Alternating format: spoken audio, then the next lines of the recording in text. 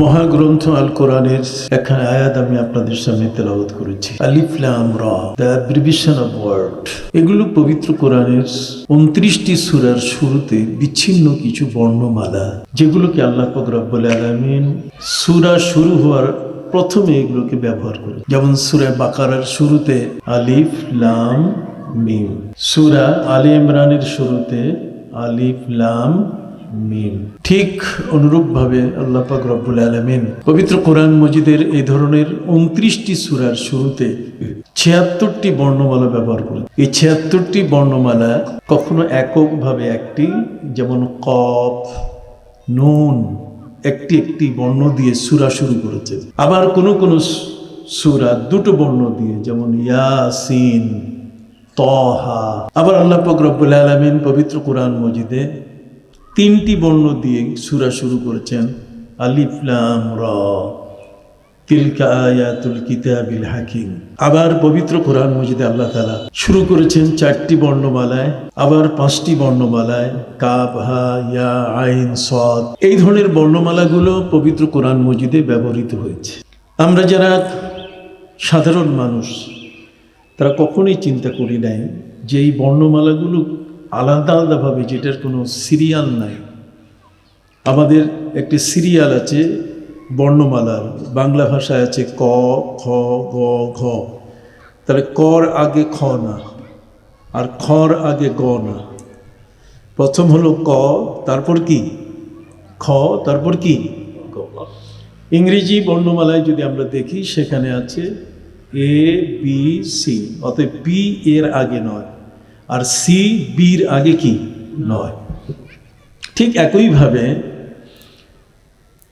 পবিত্র কোরআন মজিদের আরবি ভাষার এই বর্ণমালাগুলো, এগুলোর সিরিয়াল আছে আলিফ বা তা সা। এই সিরিয়ালে ইয়া পর্যন্ত চলে গেছে। আরবি এই বর্ণমালা, এগুলো পবিত্র কোরআন মজিদের 29টি সূরায় 76টি বর্ণমালা, কখনো একটি এককভাবে, কখনো জোর, কখনো 3টি একসাথে, কখনো 4টি একসাথে মিলে বা তার বেশি, এগুলো বর্ণনা করেছেন আল্লাহ তাআলা। কিন্তু এই বর্ণমালাগুলোর সাথেও কোনো সিরিয়াল ঠিক নেই। আলিফ আর লাম, আলিফের পরে তো বা থাকার কথা, কিন্তু নাই, আছে কি লাম। তারপরে মিম, মিমও আরো অনেক দূরের একটি বর্ণমালা। তা এই বর্ণমালাগুলো পবিত্র কোরআন মজিদে ব্যবহৃত হয়েছে। এটা এই কারণে যে কোরআন যে একটি জীবন্ত মুজিজা, কোরআন যে একটি প্রতিদিনের অলৌকিক একটি শক্তি সম্পন্ন একখানা গ্রন্থ। এটি পৃথিবীর মধ্যে সবচেয়ে বড় বিপদ হলো যারা ভাষা বিজ্ঞানী, পৃথিবীর মধ্যে সবচেয়ে বড় বিপদ হলো যারা অন্যায় অবিচারী। এই পৃথিবীর মধ্যে সবচেয়ে বড় এই কিতাবখানা কঠিন সংকট সৃষ্টি করে যারা অন্যায়ভাবে জীবন পরিচালনা করে। মহাগ্রন্থ আল কোরআনের এই বিশাল জ্ঞান ভাণ্ডারকে নিয়ে পৃথিবীর ভাষা বিজ্ঞানীরা মহাসাগরে তলিয়ে গেছেন। মহাসাগরে সাঁতার কেটে ডুব দিয়ে তারা সেখানে পরাস্ত হয়েছেন, সেখানে পরাজিত হয়েছেন। কিন্তু কোরআনের মহা জ্ঞান ভাণ্ডারের সাথে কখনো তারা বিজয়ী হতে পারে নাই। কোরআন কোনো প্রাচীন গ্রন্থ নয়। কোরআন কোনোদিন 1400 বছরের প্রাচীনতম একটি গ্রন্থ হিসাবে তাকে অবহেলার পর্যায়ে রেখে, যে এটা অনেক আগে নাজিল হয়েছে, অনেক আগের কিতাব, এটা আমাদের দরকার নাই, নতুন কিছু দরকার, এ কথা বলার কোনো সুযোগ নাই। তার কারণ মহাগ্রন্থ আল কোরআন হচ্ছে একটি ক্যাটালগ। সুবহানাল্লাহ বলেন। মহাগ্রন্থ আল কোরআন হচ্ছে কি ক্যাটালগ। একজন চাষি যখন জমি চাষ করে, চষে, অথবা একজন জেলে যখন নদীতে মাছ ধরে, অথবা একজন শিক্ষাবিদ যখন শিক্ষার জগতে বিচরণ করেন, প্রত্যেকেই তাদের এই জগতে বিচরণকারী ব্যক্তি। তিনি যদি বিজ্ঞানী হন, তাহলে তার মস্তিষ্ক, তার মাথার বুদ্ধি জ্ঞান দিয়ে তিনি কোনো না কোনো একটা বিষয় আবিষ্কার করে বলেন যে এটা আমি আবিষ্কার করেছি। যেমন আমরা যদি বলি আকাশের প্লেন কে আবিষ্কার করেছে, আমরা যদি বলি মোবাইল কে আবিষ্কার করেছে, আমরা যদি বলি ঠিক এমনি করে আমাদের চশমা এটা কে আবিষ্কার করেছে, এই সবগুলো একটার পর একটা বাই সিরিয়াল নাম্বার 1 থেকে একেবারে 1 টু অল, এক থেকে নিয়ে শেষ পর্যন্ত যদি প্রশ্ন করা হয় যে এটা অমুকে সৃষ্টি করেছে, এটা তমুকে সৃষ্টি করেছে, কিন্তু যখনই আপনাকে এই কথা বলা হবে তখন আপনি কোরআনের ক্যাটালগ দিয়ে তাকে বলে দিয়ে দিবেন যে তোমার এই সৃষ্টির আগে, তোমার এই বিষয়টার সম্পর্কে কোরআনে 1400 বছর আগে তার ক্যাটালগে বর্ণনা করে দিয়েছেন। অতএব আজকের যেটা সৃষ্টি তোমার কাছে নতুন মনে হচ্ছে, সেটা 1400 বছর আগে তার ফর্মুলা অলরেডি ডিক্লার্ড, তার ফর্মুলা অটোমেটিক ঘোষিত। কথা বুঝতে পারছেন? তার এই বিষয়গুলো সম্পর্কে পবিত্র কোরআন এটি নিত্যদিনের প্রয়োজন সমাধান করে যাচ্ছে, এবং প্রতিটি মুহূর্তে প্রতিটি সময় এই কোরআন আমাদের জীবনের সাথে সঙ্গী। এই কোরআন প্রাচীন হওয়ার কারণে কোরআনকে প্রাচীন বলে দূরে রেখে শিখিয়ে এটাকে তাকে সাজিয়ে রাখার গ্রন্থ নয়, এটা হচ্ছে একটি ব্যবহারিক গ্রন্থ। যেমন সুবহানাল্লাহ, কোরআন হচ্ছে আমাদের জীবনের জন্য কি ব্যবহারিক গ্রন্থ। এই কোরআন দিয়ে আমরা বিচার করব, এই কোরআন দিয়ে আমরা আইন প্রয়োগ করব, এই কোরআন দিয়ে আমরা শাসন ব্যবস্থা তৈরি করব, এই কোরআন দিয়ে আমরা আমাদের পরিবার ঠিক করব, আমাদের সমাজ ঠিক করব, এই কোরআন দিয়ে আমরা নিজেরা ঠিক হয়ে যাব, আমরা আমাদের চিন্তাধারা, চেতনা, আমাদের বিবেক, বুদ্ধি, বিবেচনা এগুলোকে আমরা শাসন করব। এই কোরআন দিয়ে আমাদের বিবেককে আমরা কি করব?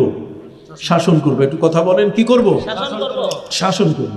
এই কোরআন দিয়ে আমার বিদ্যার পরিধিটাকে যাচাই করব আমি, যে আমি সঠিক বিদ্যায় আছি কি না, আমার জ্ঞানের, আমার মুখ থেকে বেরিয়ে আসা কথাটি এটি সঠিক কি না, সেই কথাটিকে পরিমাপ করার জন্য, যাচাই করার জন্য যে একটা মহাপরিমাপক যন্ত্র আল্লাহ দিয়েছেন, যেটাতে পৃথিবীর যে কোনো জিনিস, দুধ ছাঁকুনিতে ছাঁকা যায়, পানি ছাঁকুনি দিয়ে ছাঁকা যায়, কিন্তু মাটি ছাঁকানো যায় না। কথা কর না, পাথর এইভাবে ছাঁকানো যায় না। প্রত্যেকটার ছাঁকুনির আলাদা আলাদা একটা যন্ত্র আছে, ব্যবস্থা আছে।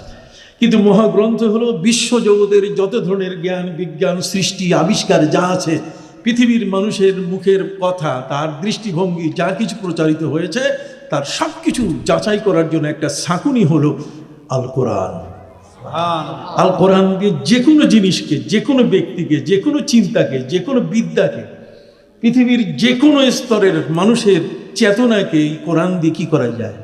যাচাই করা যায়, এটাকে নিয়ে বিচার বিশ্লেষণ করা যায়। পবিত্র কোরআনের মাধ্যমে সেটা ছাঁকুনি দিয়ে যদি আপনি দেখেন, তাহলে সেই জ্ঞানের মধ্যে কতটুকু ময়লা আছে, এই জ্ঞানের মধ্যে কতটুকু অপরিচ্ছন্নতা আছে, এর মধ্যে কতটুকু এই খারাপ বিষয় আছে, সেগুলো পবিত্র কোরআন ঠাস ঠাস করে 1 সেকেন্ড সময় নেবে না, সাথে সাথে বলে দিবে যে এই জায়গায় এই ত্রুটি আছে, অতএব তার থেকে দূরে থাকতে হবে। সুবহানাল্লাহ বলেন। তাহলে সত্য এবং মিথ্যা, ন্যায় এবং অন্যায়, ভালো এবং মন্দ, পৃথিবীর মধ্যে যা কিছু আছে, দুটো ভাগে যদি ভাগ করা যায়, তাহলে এই সত্য এবং মিথ্যার মধ্যে আল ফুরকান, আল কোরআন, এই গ্রন্থখানা, এটা মানুষের জীবনের জন্য একটি ক্যাটালগ। কথা বুঝতে পারছেন? তার চালিকা শক্তি, এটা হচ্ছে তার চলার একটি অনুসরণীয় গ্রন্থ। এই গ্রন্থখানের বাইরে যাবার কোনো সুযোগ নেই। যেমন বর্তমান কোনো ভাষাবিজ্ঞানী যারা ভাষায় মহাপণ্ডিত, যে ভাষা পণ্ডিতের মানুষগুলো নবী কাকে বলে, সাংবাদিক কাকে বলে, এগুলো পার্থক্য করতে পারে না। নবীকে এবং সাংবাদিককে, এই বিষয়টাকে পার্থক্য করতে পারে না। অতএব পবিত্র কোরআনের মাধ্যমে আমরা যাচাই করে দেখতে পারি যে এই কথাটা নবীর ক্ষেত্রে প্রযোজ্য কি না। সুবহানাল্লাহ বলেন। সুবহানাল্লাহ। ভাইরা আমার, মহাগ্রন্থ আল কোরআন হলো এমন একখানা গ্রন্থ, পৃথিবীর যত সাহিত্য গ্রন্থ আছে, সাহিত্যিক আছে, যাচাই করা যায় কোরআন দিয়ে। কবির কবিতাগুলো কোরআন দিয়ে যাচাই করা যায়। কথা বুঝতে পারছেন? অতএব সেই ভাষা পণ্ডিতরা আজকের একটা ভুয়া একটি শব্দ তুলে বলতো যে কোরআন এটা মানুষের জীবনের প্রতিটি মুহূর্তের কথা বলে নাই, এটা আসলে ওই আরবের 1400 বছর আগের গ্রন্থ, এটা অচল। আমি আজকে আপনাদেরকে বলবো যে এখন সচল, এটা অচল কখনোই ছিল না। জোরে বলুন, কোরআন কখনো অচল ছিল না। কোরআন সবসময় কি ছিল? সচল ছিল। আমি এই বিষয়ের উপর এ কারণে আলোচনা করছি যেহেতু আজকের দুপুর বেলায় আমার অনেক যুবক বন্ধুরা এখানে এসছে। কথা বুঝতে পারছেন? যারা পীরের তরিকায় আলোচনা শোনেন তারা বহু বক্তব্য আমার শুনবেন, হাজার হাজার লক্ষ লক্ষ বক্তব্য ইউটিউবে আছে।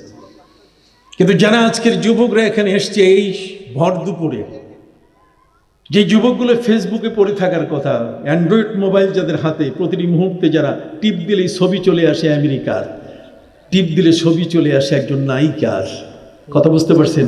সেই যুবকরা আজকে সব অফ করে বসে তারা পবিত্র কোরআনের এই আলোচনা শোনার জন্য তারা এসছে।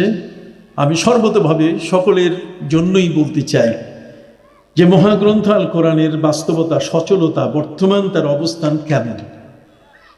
সম্মানিত সুধী, পবিত্র কোরআন মজিদের 29টি সূরার শুরুতে এই বর্ণমালাগুলো ব্যবহার করার রহস্য এত বড়।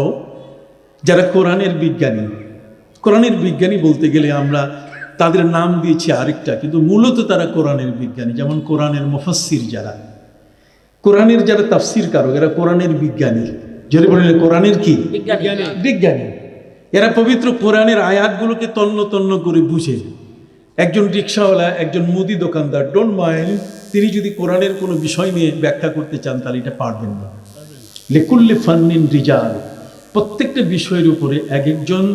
রিজাল শব্দের অর্থ হচ্ছে সবচেয়ে বড় ধরনের জ্ঞানী আল্লাহ পৃথিবীতে রেখে দিয়েছেন, যাতে মানুষগুলো তার জ্ঞানটাকে ব্যবহার করে তার সিদ্ধান্ত এবং তার দিক নির্দেশনা অনুযায়ী চলতে পারে। সম্মানিত সুধী, কোরআনের বিজ্ঞানী যারা, এই কোরআনের বিজ্ঞানীরা বলেছেন যে পবিত্র কোরআনের 29টা সূরার শুরুতে 76টি বর্ণমালাকে ব্যবহার করা হয়েছে। এর অর্থ হলো 29টি সূরার শুরুতে বর্ণগুলো ব্যবহার করে আল্লাহ তাআলা আমাদেরকে জানিয়ে দিয়েছেন একটা মেসেজ, যে আরবি বর্ণমালার সংখ্যা হবে 29টা। সুবহানাল্লাহ। এটি হলো একটা প্রাইমারি স্টেজের একটি কথা, যে পবিত্র কোরআনে আল্লাহ তাআলা আমাদেরকে একটা মেসেজ দিয়ে দিলেন যে আরবি বর্ণমালার সর্বমোট সংখ্যা কত? 29টা সূরা। এখন বারবার যে বর্ণগুলো ব্যবহার হয়েছে, আলিফ লাম মিম, আলিফ লাম রা, আমরা যদি একটা একটা করে হিসাবে নেই তাহলে সেটা দাঁড়াবে 14টি। কত? 76-এর সংখ্যা কমে আসবে কত? আপনি বারবার আলিফ নিলেন না, একবার নিলেন। বারবার লাম নিলেন না, আমার কথা বোঝা যায় কিনা? বারবার আপনি রা নিলেন না, বারবার আপনি সিন নিলেন না, কথা বুঝতে পারছেন? আপনি শুধুমাত্র এক এক করে যদি হিসাব করে একটা একটা বর্ণ নিলেন 76টি থেকে বাছাই করে, আর বাকিগুলা একই হওয়ার কারণে সেটাকে রেখে দিলেন, তাহলে সংখ্যা দাঁড়াবে 14টা। কত? 14 হলো 29-এর অর্ধেক। যদি বলেন 29-এর কি? কোরআনের বিজ্ঞানীরা বলেছেন যে পুরা আরবি ভাষাটাকে যদি নিয়ে আসা যায় তাহলে এই 14টা বর্ণমালার উপরে ভাষাটা দাঁড়ায় আছে। পুরা আরবি ভাষা, কোরআনের ভাষা, আরবের যে ভাষা, সেই ভাষাটা দাঁড়িয়ে আছে কয়টার উপরে? 14টা বর্ণমালার উপরে। যে কোনো কথা বলবেন এই 14টা বর্ণমালা ব্যবহৃত হবে। কথা কি বুঝতে পারছেন? কোরআনের এই মহাসাহিত্যের সামনে এ কারণে ওই সময়কালের বড় বড় সাহিত্যিক পণ্ডিতরা হার মেনে গেছে। বর্তমান যুগের কিছু পণ্ডিত আছে যারা আমাদের সমাজে কিছু বর্ণমালা দিয়ে কথা বলে।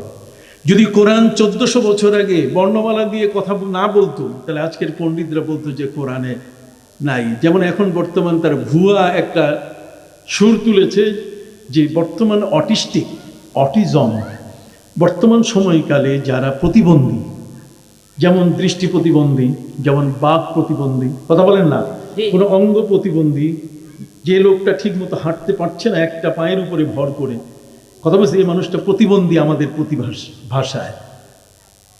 এরা এখন বলছে যে কোরআন তো এগুলো নিয়ে কথা বলেনি, কোরআন কথা বলেছে নামাজ রোজা এগুলো নিয়ে। কথা বুঝতে পারছেন? সম্মানিত সুধী, মহাগ্রন্থ আল কোরআন আপনার সামনে উপস্থিত। মহাগ্রন্থ আল কোরআনের ক্যাটালগ দিয়ে আপনি তাকে দেখান তুমি ভুল বলেছ, কোরআনের মহাসমুদ্র সম্বন্ধে তোমার জানা নাই।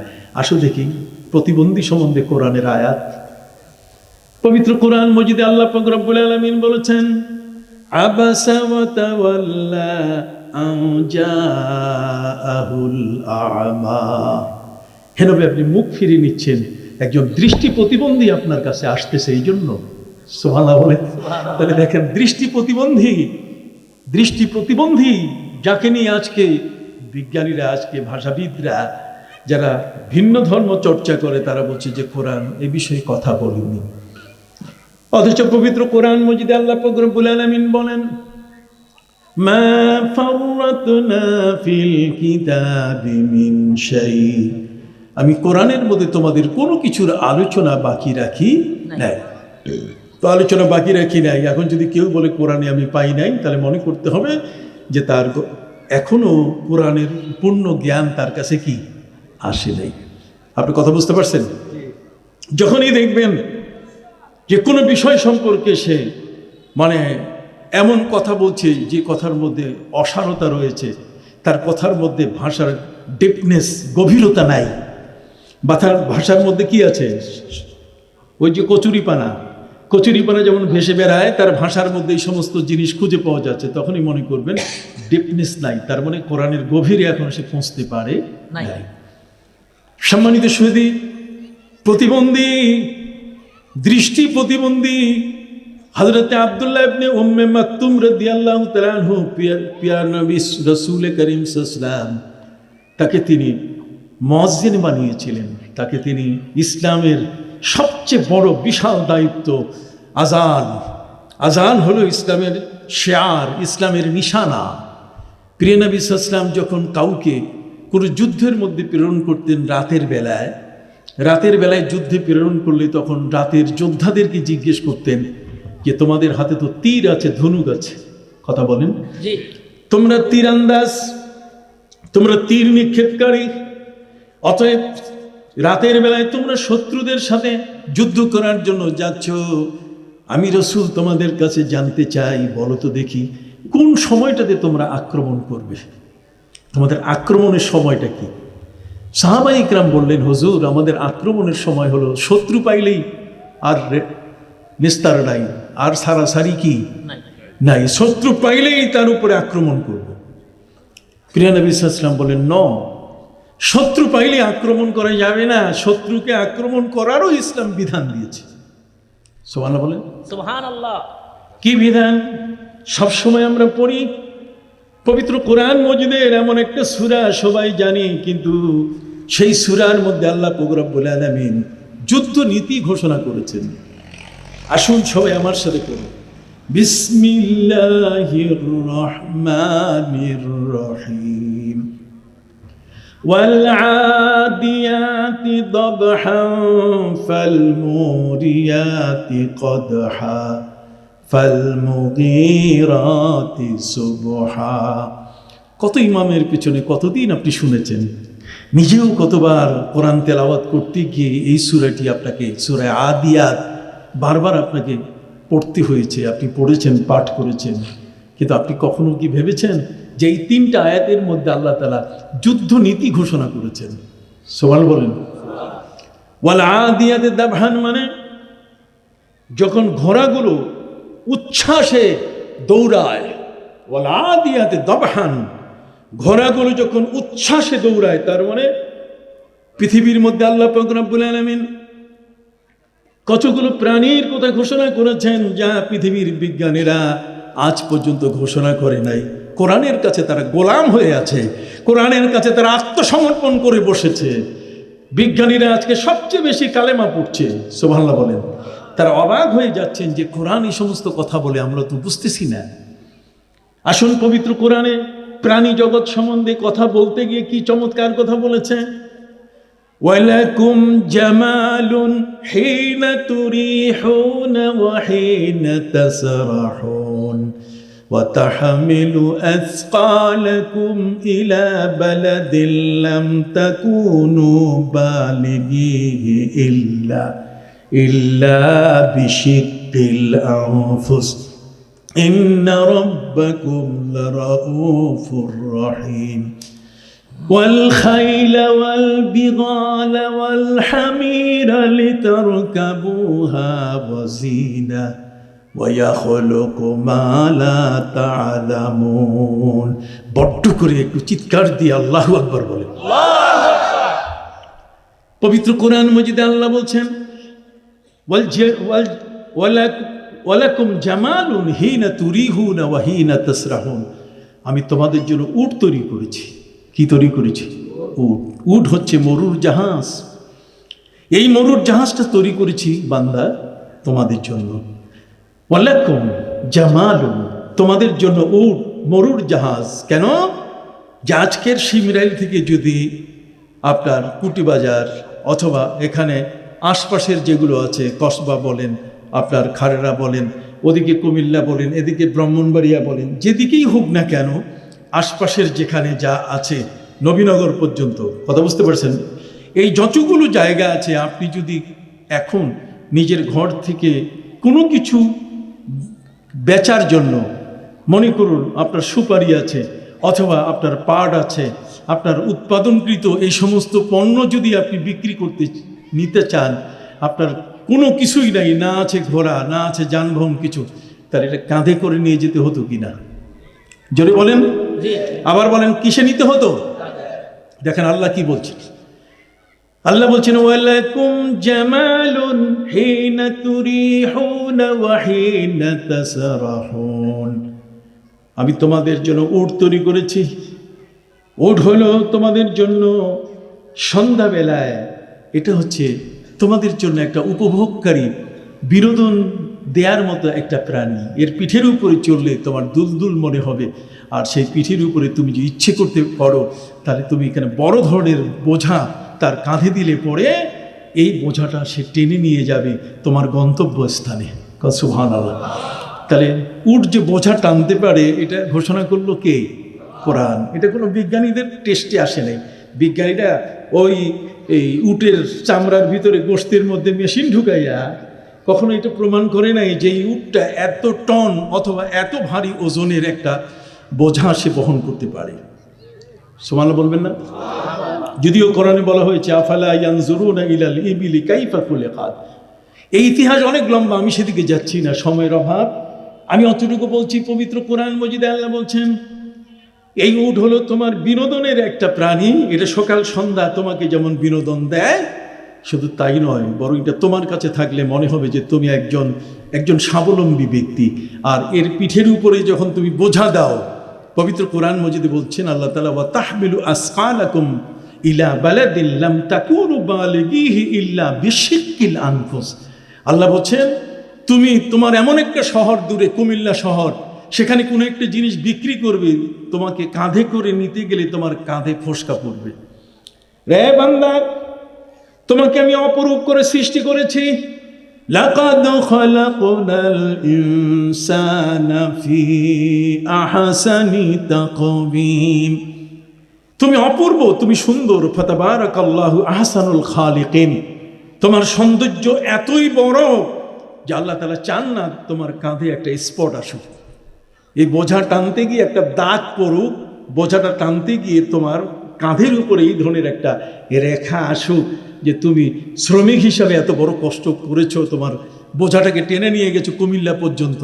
আল্লাহ বলছেন, না, যাতে তোমার টানতে না হয়, আমি তোমাকে সৃষ্টি করেছি বড় আদর করে, এই জন্য তোমার কষ্ট যাতে না হয়, আমি তোমার বোঝাটা টানার জন্য আমি প্রাণী সৃষ্টি করে দিয়েছি। বলে সুবহানাল্লাহ। আরো হাত তুলে জোরে বলেন সুবহানাল্লাহ। আসেন সামনে, আরো কি তথ্য পাবেন, আরো তথ্য দেখেন, কত চমৎকার তথ্য কোরআন দিচ্ছে। ওয়ালাকুম জামালুন হিনা তুরিহুনা ওয়া হিনা তাসরাহুন ওয়া তাহমিলু আসকালাকুম ইলা বালাদিন। আসকাল মানে ভারী বোঝা, আর ইলা বালাদিন মানে একটা শহর, তোমার গন্তব্য, তোমার ডেস্টিনেশন, যেখানে তুমি সেটা নিতে চাও। وَتَحْمِلُ أَثْقَالَكُمْ إِلَى بَلَدٍ لَمْ تَكُونُوا بَالِغِيهِ। তোমার বোঝাটা তুমি পৌঁছাতে পারবে না সেখানে, ইল্লা বিশিক্কিল আনফুস, যতক্ষণ পর্যন্ত তোমার জীবনের উপরে কষ্ট সৃষ্টি না হয়। তার মানে কাঁধে করে, কষ্ট করে, মাথায় করে তোমাকে নিতে হবে। আল্লাহ বলছেন, আমি তোমার এই বোঝাটা লাঘব করার জন্য এই প্রাণীটা সৃষ্টি করেছি। লাম তাকুনু বালিগিহি ইল্লা বিশিক্কিল আনফুস ইন্না রাব্বাকুম লারাউফুর রাহিম। নিশ্চয়ই তোমার রব তোমার প্রতি দয়াশীল। কথা কন না, তোমার প্রতি তিনি সহমর্মী, তোমাকে তিনি ভালোবাসেন। আল্লাহ আমাদেরকে কি বাসেন? এখন আসেন ভাইরা আমার ঘরে আমার স্ত্রী গর্ভবতী, আমার সন্তান সম্ভবা স্ত্রীকে আমি হাসপাতালে নিতে চাই। এখান থেকে কোনো একটা দূরের হাসপাতালে নিতে গেলে তাকে যদি আমি আস্তে আস্তে এই ছাগলের গাড়ির উপরে যদি আমি তাকে ঠেলে নিতে চাই, কতক্ষণ না, ঠেলা গাড়িতে যদি নিতে চাই, তাহলে আমার স্ত্রী হয়তোবা রাস্তায় মারা যাবেন। একজন অসুস্থ রোগী, একজন জীবন বিপন্ন একজন ব্যক্তি, তার হাসপাতালে যাওয়া এখন এমার্জেন্সি, যত তাড়াতাড়ি যাওয়া যায়, এতে অ্যাম্বুলেন্স দরকার। আসেন, কোরআনে আল্লাহ অ্যাম্বুলেন্সের কথা বলে দিছে। সুবহানাল্লাহ বলেন। সুবহানাল্লাহ। পবিত্র কোরআন মজিদে আল্লাহ পাক রব্বুল আলামিন বলেন, ওয়াল খাইলা ওয়াল বিগালা ওয়াল হামিরা লিতারকাবুহা ওয়া জিনা। আমি তোমার জন্য ঘোড়া তৈরি করে দিয়েছি, তোমার জন্য আমি খচ্চর তৈরি করেছি, তোমার জন্য আমি গাধা তৈরি করে দিয়েছি। এই গাধা যদি নাও তাহলে আস্তে আস্তে যাবে, পথে বউ মারা যাবে, কতক্ষণ না, তোমার রোগী পথেই শেষ। এই জন্য তার চেয়ে একটু স্পিড বেশি কার? হামির। হামির, বেগাল। বেগাল শব্দের অর্থ হচ্ছে ওই যে তোমার জন্য ঘোড়া সৃষ্টি করেছি, তোমার জন্য কি? বেগাল শব্দের অর্থ হচ্ছে ওই প্রাণী, যেই প্রাণী তোমাকে মাথায়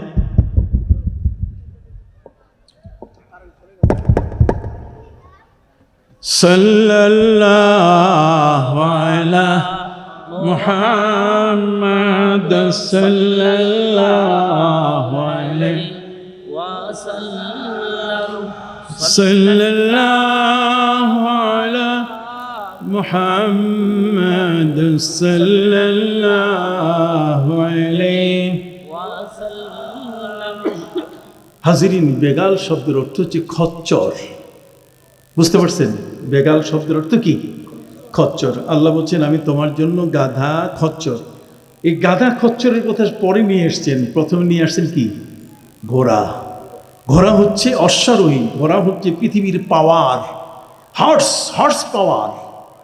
ঘোড়া হচ্ছে এক্সপ্রেস তুফান মেল। কথা বুঝতে পারছেন? যে তুমি পিঠে চললে চোখের নিমিষে তোমাকে নিয়ে যাবে। আছে না কোনো কোনো জায়গায় ঘোড়দৌড়, সেখানে প্রতিযোগিতা হয়। সম্মানিত শুধু ঘোড়া হচ্ছে যুদ্ধের সবচেয়ে বড় স্বাবলম্বী নির্ভরযোগ্য একটি প্রাণী। পবিত্র কোরআন মজিদে আল্লাহ তাআলা বলছেন যে তোমার জন্য আমি একটা দ্রুতগামী অ্যাম্বুলেন্স তৈরি করে দিয়েছি, কি? ঘোড়া। যারা বলবেন কি? ঘোড়ার পিঠে তুমি চোখের নিমিষে চলে যাবে তোমার হাসপাতালে। আর গাধার পিঠে যদি উঠো তো যাইতে যাইতেই পথের মধ্যেই তোমার রোগী শেষ। সুবহানাল্লাহ বলেন। সুবহানাল্লাহ। পবিত্র কোরআন মজিদে আল্লাহ বলেন, ওয়াল খাইলা ওয়াল বিগালা ওয়াল হামিরা লিতারকাবুহা ওয়া জিনা। তুমি ঘোড়ার পিঠের উপরে উঠবে, তুমি খচ্চরের উপরে উঠবে, তুমি গাধার পিঠে উঠবে, কিন্তু আল্লাহ তাআলা গরুর পিঠে উঠতে বলেন নাই। বলছেন তাহলে গরুর পিঠকে বোঝা বানানো যাবে?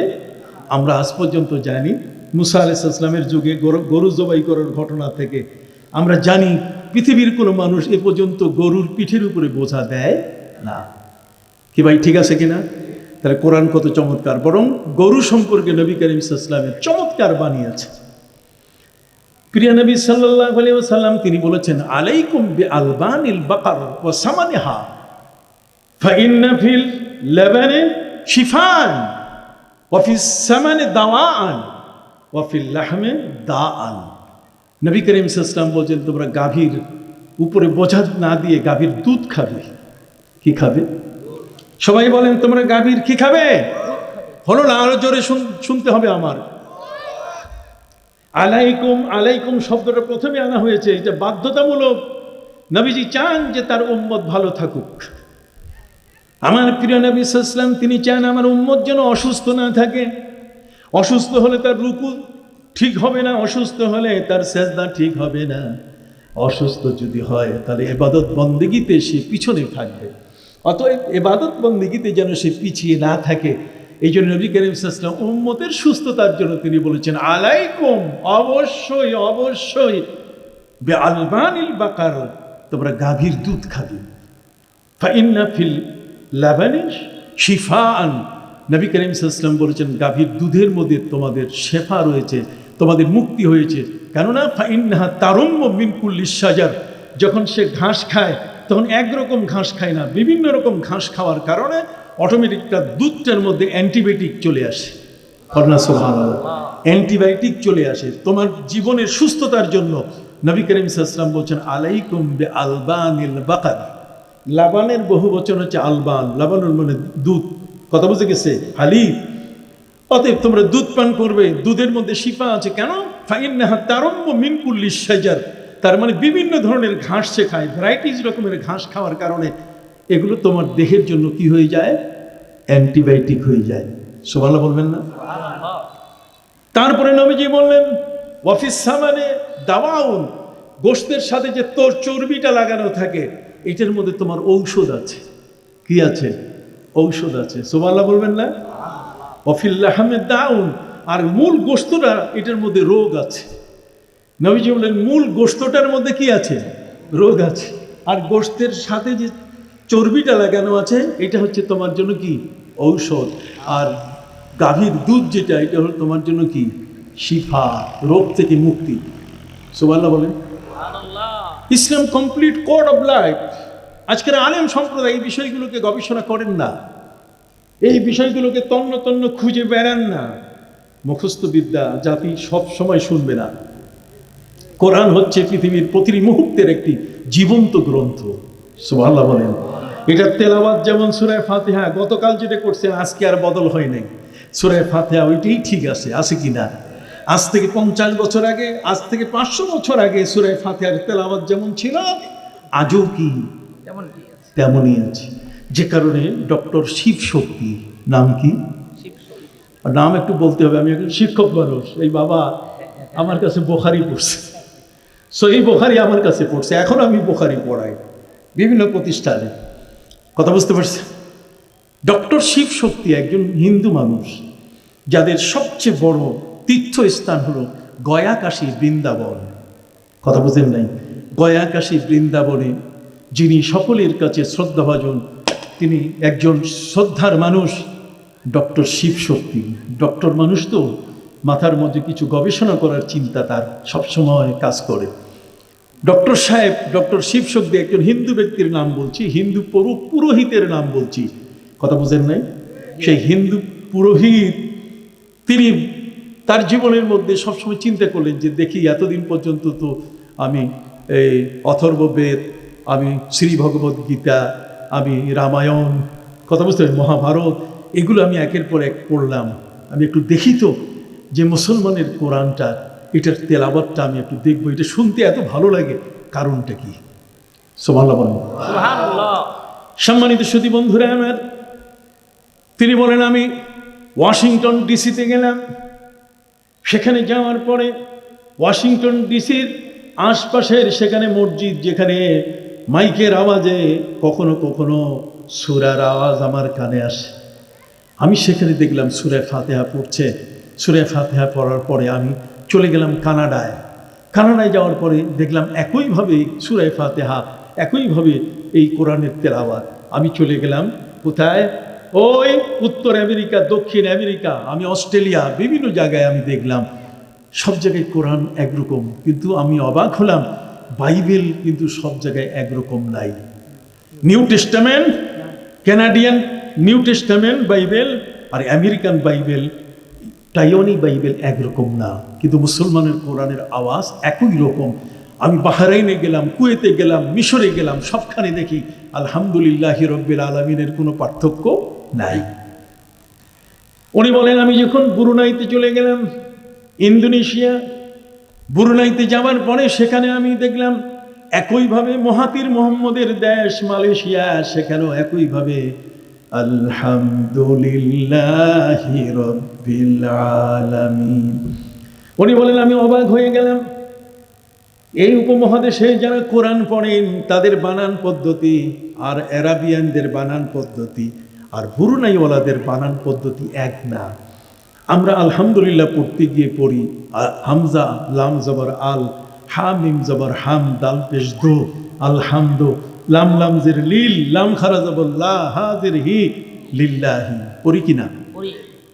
উনি বলেন আমরা যেটাকে জবর বলি, আরাবিয়ানরা সেটাকে নসব বলে, ফাতা বলে। আমরা যেটাকে জের বলি, তারা এটাকে কাসরা বলে, জার বলে। আমরা যেটাকে পেশ বলি, আরাবিয়ানরা সেটাকে বলে জম্মা, রফা, তারা এটা বলে। আমি অবাক হয়ে গেলাম যখন আমি ব্রুনাইতে গেলাম, সেখানে দেখি হুজুররা সূরা ফাতিহা বাচ্চাদেরকে পড়াচ্ছে। আলিফ লাম মাতিদ দিয়া তাস আল, হামিম মাতিদ দিয়া তাত হাম, দাল দা পান্দো আলহামদো। আলিফ লাম মাতিদ দিয়া তাস আল, হামিম মাতিদ দিয়া তাস হাম, দাল দা পান্দো আলহামদো, লাম বাওয়া লিল, লাম সাবেদো, হা বাওয়া হি লিল্লাহি। তিনি বলছেন যে বানানের যত পার্থক্যই হোক না কেন, কিন্তু ফাইনাল উচ্চারণে মুসলমানের কোরআনের কোনো পার্থক্য নাই। হাত উঁচু করে বলেন সুবহানাল্লাহ, আরো জোরে বলেন সুবহানাল্লাহ। অবাক হয়ে গেলেন তিনি, একজন পণ্ডিত মানুষ। মাতিতিয়াতাস শব্দের অর্থ হচ্ছে জবর, দাপান্ত শব্দের অর্থ হচ্ছে পেশ, আর বাওয়া শব্দের অর্থ হচ্ছে জের। তার আলিফ লাম মাতিদিয়াতাস আল, হাম মিম মাতিদিয়াতাস হাম, দাল দাপান্দো আলহামদু। উচ্চারণে পার্থক্য আছে না, নামে পার্থক্য আছে। যেটা আমরা জবর বলছি, একজনে সেটাকে নসব বলছে, ফাতা বলছে, আর আরেক দেশে সেটাকে বলতেছে মাতিদিয়াতাস। কথা বল না, আমরা যেটাকে বলছি পেশ, আর আরেক দেশে সেটাকে বলছে ওই যে রফা বা জম্মা, আরেক দেশে গিয়ে বলতেছে যে দাপান্দো। তাহলে দেখেন উনি বলছেন যতই শব্দের ওটার বানানের ক্ষেত্রে জবরদের পেশের নামের পরিবর্তন হোক না কেন, কিন্তু ফাইনাল উচ্চারণে কোনো পার্থক্য নাই। আমি এটা শোনার পরে অবাক হয়ে আমি দেখলাম এই কোরআনই সঠিক। এটা ওই আমেরিকায় গিয়েও এর পরিবর্তন হয় না। সুবহানাল্লাহ বলেন। এটা ইংল্যান্ডে গিয়ে কোরআনের তেলাওয়াতের কোনো পরিবর্তন হয় না। এটা পৃথিবীর যে কোনো প্রান্তে যাবে, কোরআন তার আপন মহিমায় মহিয়ান। সুবহানাল্লাহ বলেন। এই কোরআন প্রতিটি জায়গায়, প্রতিটি ক্ষেত্রে, প্রতিটি অবস্থানে তার আপন অবস্থানে এত দৃঢ় যে এর কোনো পরিবর্তন কি নাই। সুবহানাল্লাহ বলেন। যে কারণে মহাগ্রন্থ আল কোরআন এটি হচ্ছে বিশ্বজয়ী গ্রন্থ, এটা কালজয়ী গ্রন্থ, এটা সর্বকালের সার্বজনীন গ্রন্থ। এই সার্বজনীন গ্রন্থটার যে আয়াত আমি আপনাদের সামনে পড়েছি, আলিফ লাম রা, কিতাবুন আনজালনাহু ইলাইকা লিতুখরিজান নাসা মিনাজ যুলুমাতি ইলান নূর। আলিফ লাম রা, the abbreviation of the word. এই যে বললাম যে বিভিন্ন বিচ্ছিন্ন বর্ণমালা নিয়ে কোরআন কথা বলেছে 1400 বছর আগে। আর আজকের ভাষাবিদরাও তারাও দেখেছে যে আমরাও তো এখন এই বর্ণমালা দিয়ে কথা বলি। যেমন আসেন, আপনার জেলা প্রশাসককে আমরা ইংরেজিতে কি বলি? ডিসি। যেটা বলেন কি বলি? হ্যাঁ, ডিসি সাহেব আসতেছেন, যেটি ডিসি সাহেব অর্ডার করেছেন, এডিসি। তা দেখেন D R C, A B C D, কথা বলেন না তো, সি আগে ডি কি পরে, কিন্তু ডিসি সাহেব আমরা বর্ণমালা দিয়ে তাকে আমরা বুঝতেছি কিনা? ডিসি সাহেবকে আমরা বুঝতেছি ডিসি দিয়ে, বুঝি কিনা? বর্ণমালা দিয়ে। ওসি বুঝি কিনা? তাহলে ওসি বুঝি। এমপি, মেম্বার অফ পার্লামেন্ট, এখানেও বর্ণমালার ব্যবহার। কথা বলেন। ঠিক এমনি করে যদি আপনি দেখেন আমাদের যতগুলো পরীক্ষা আছে, প্রত্যেকটা পরীক্ষা বর্ণমালা দিয়ে আমরা তার পরিচয় জানি। যেমন এসএসসি, যেমন এইচএসসি, যেমন বিএ, কথা বল না, যেমন এমএ, এমএ, বিএ, তারপরে আমরা উচ্চারণ করছি এসএসসি, এইচএসসি। কি বলেন, আমরা বর্ণমালার ব্যবহার করছি কিনা? একটু হাত উঁচু করে বলেন সুবহানাল্লাহ। কোরআনের কাছে হার মানতে হবে। যদি কেউ বলে এটা নতুন আবিষ্কার, তাহলে আমি কোরআনের ক্যাটালগ দেখাই, বলবো যে এটা বহু আগের আবিষ্কার, 1400 বছর আগের কি আবিষ্কার। অতএব যে কারণে কোরআনের কাছে এখন আত্মসমর্পণকারীর সংখ্যা বেড়ে গেছে, দিন দিন বাড়ছে। একদিন পৃথিবীতে শুধু কোরআনের মানুষ ছাড়া অন্য কাউকে খুঁজে পাওয়া যাবে না। কথা বুঝতে পারছি? সম্মানিত শুধু আসুন, আমাদের দেশে যে ব্যাংকগুলো আছে, এই ব্যাংকগুলোর মধ্যে আপনি দেখেন সেগুলো বর্ণমালা দিয়ে। এলসিসি ব্যাংক, আপনি আইএফআইসি ব্যাংক আছে কিনা? তাহলে এগুলো আছে। আইবিবিএল, আপনি এবিবিএল, তার মানে আল আরাফা ইসলামী ব্যাংক, ইসলামী ব্যাংক বাংলাদেশ। কি এগুলো বর্ণমালা দিয়ে ব্যবহার হচ্ছে কিনা? আসেন বাংলাতে, বাংলার মধ্যে আ হ ম, আ খ ম, কথা বল না, এই ধরনের নামের শুরুতে বর্ণমালা ব্যবহার আছে কিনা? তাহলে বর্ণমালার ব্যবহার 1400 বছর আগে কে শিখিয়েছেন? আল্লাহ। কোরআন আমাদেরকে শিখিয়ে দিয়েছে। অতএব আজকালকার নতুন পণ্ডিত যদি বলে যে এটা একটা নতুন বিজ্ঞান, এটা বহু প্রাচীন বিজ্ঞান, যা আজের পবিত্র কোরআনের বাস্তবতা এবং তার সচলতা কোরআন যে প্রতি মুহূর্তের জন্য একটি ব্যবহৃত গ্রন্থ, সে বিষয়টিকে অস্বীকার করার কোনো শক্তি নাই। সুবহানাল্লাহ বলেন। ভাইরা আমার, এই জন্য আল্লাহ পাক রব্বুল আলামিন বলেন আলিফ লাম রা, আলিফ লাম মিম রা, কিতাবুন আনজালনাহু ইলাইকা। আলিফ লাম রা যখন আপনি বলছেন, আলিফ লাম মিম রা যখন আপনি বলছেন, তখন এই বর্ণমালাগুলোর ব্যবহারই আপনি প্রমাণ করছে যে আল্লাহ তাআলা বর্ণমালা দিয়ে তিনি কথা বলেছেন। এই বর্ণমালার কি অর্থ তোমরা বলো। আলিফের কি অর্থ, লামের কি অর্থ? তোমরা তো মেম্বার অফ পার্লামেন্ট, এমপির অর্থ বাইর করতে পারছো, কিন্তু বাইর করে দেখি আলিফ লাম মিম। পৃথিবীর মহাপণ্ডিতরা পরাজিত হয়ে গেছেন, তারা বলছেন এটা আল্লাহ বা আল্লাহ রসুল ছাড়া কেউ জানে না। আল্লাহ ও রাসূল আ'লামু বিহি। সুবহানাল্লাহ বলেন। অতএব সম্মানিত সুধী, পবিত্র কোরআন মজিদ হলো পৃথিবীর মানুষের জন্য এমন একখানা আসমানি গ্রন্থ, যে গ্রন্থখানা থাকার কারণে এই পৃথিবীর কোনোদিন কোনো মানুষ আল্লাহর কাছে দাবি করবে না যে আল্লাহ কোরআন আর দরকার নাই, নতুন একখানা কিতাব দেন। কোরআন হচ্ছে এনাফ, এটাই হচ্ছে আমাদের জীবনের জন্য যথেষ্ট। কথা বল না। আমাদের প্রিয় নবী সাল্লাল্লাহু আলাইহি ওয়াসাল্লাম হলেন এমন এক মহানবী, এমন এক মহা জ্ঞান ভাণ্ডারের রসুল, যে মহানবী সাল্লাল্লাহু আলাইহি ওয়াসাল্লামের জ্ঞানের ভাণ্ডার কত বড়। এই জ্ঞানের ভাণ্ডার নিয়ে কবিতা লিখতে লিখতে কলমের কালি শেষ হয়ে গেছে, কিন্তু নবীর জ্ঞান ভাণ্ডারের বিবরণ দেওয়া শেষ হয় নাই। শেষ পর্যন্ত কবিরা আত্মসমর্পণ করে একটি কবিতা লিখেছে। সুবহানাল্লাহ বলেন। সেই কবিতাটা হলো লা ইউমকিনুস সানাউ কামা কানা হাক্কুহু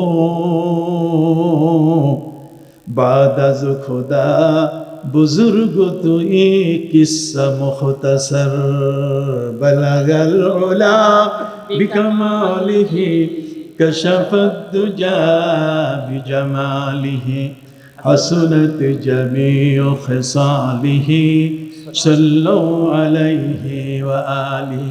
কবি বলেন লা ইউমকিনুস সানা, হে নবী আপনার প্রশংসা করা আমাদের কারো পক্ষে সম্ভব নয়। কতজনই কত চমৎকার করে নবীর সম্পর্কে কথা বলে নিজের ভাগ্যাকাশে সওয়াবের ভাণ্ডার তারা সেখানে আনার ব্যবস্থা করেছেন। আমরা তো নবীকে নিয়ে কথা বলি সিক্স প্যাক, নবীকে নিয়ে, নবীর পরিবার নিয়ে কথা বলি বুড়ি হয়ে গেছে, ইনট্যাক নয়, কথা বোঝেন নাই। আবার আলীকে মাতাল বলে। এই যে ভাষার মানে অসারতা, ভাষার ব্যবহার, কার কাছে কার সম্বন্ধে আপনি কি বলছেন, কে আমার নবী, কে নবীর জ্ঞানের ভাণ্ডার কতটুকু, আমি আপনাদেরকে একটু বলি। বলবো? প্রথম হলো কবি বলে দিয়ে দিলেন লা ইউমকিনুস সানাউ কামা কানা হাক্কুহু, হে নবী আপনার উপযুক্ত প্রশংসা যেমন দরকার কারো পক্ষে এটা সম্ভব নয়। আপনি হলেন এমন এক মহান রসূল, আপনি হলেন এই জগতের সমস্ত সৃষ্টির উপরে, আল্লাহর পরে আর সৃষ্টির কি উপরে, বলেন দেখি আল্লাহর কি পরে, আবার বলেন আল্লাহর কি পরে আর সৃষ্টির কি উপরে। এতে শিরক হয়ে গেছে না? শিরক তো আল্লাহ পর্যন্ত পৌঁছাইতে হবে, কিন্তু বেয়াদবগুলো বুঝে না।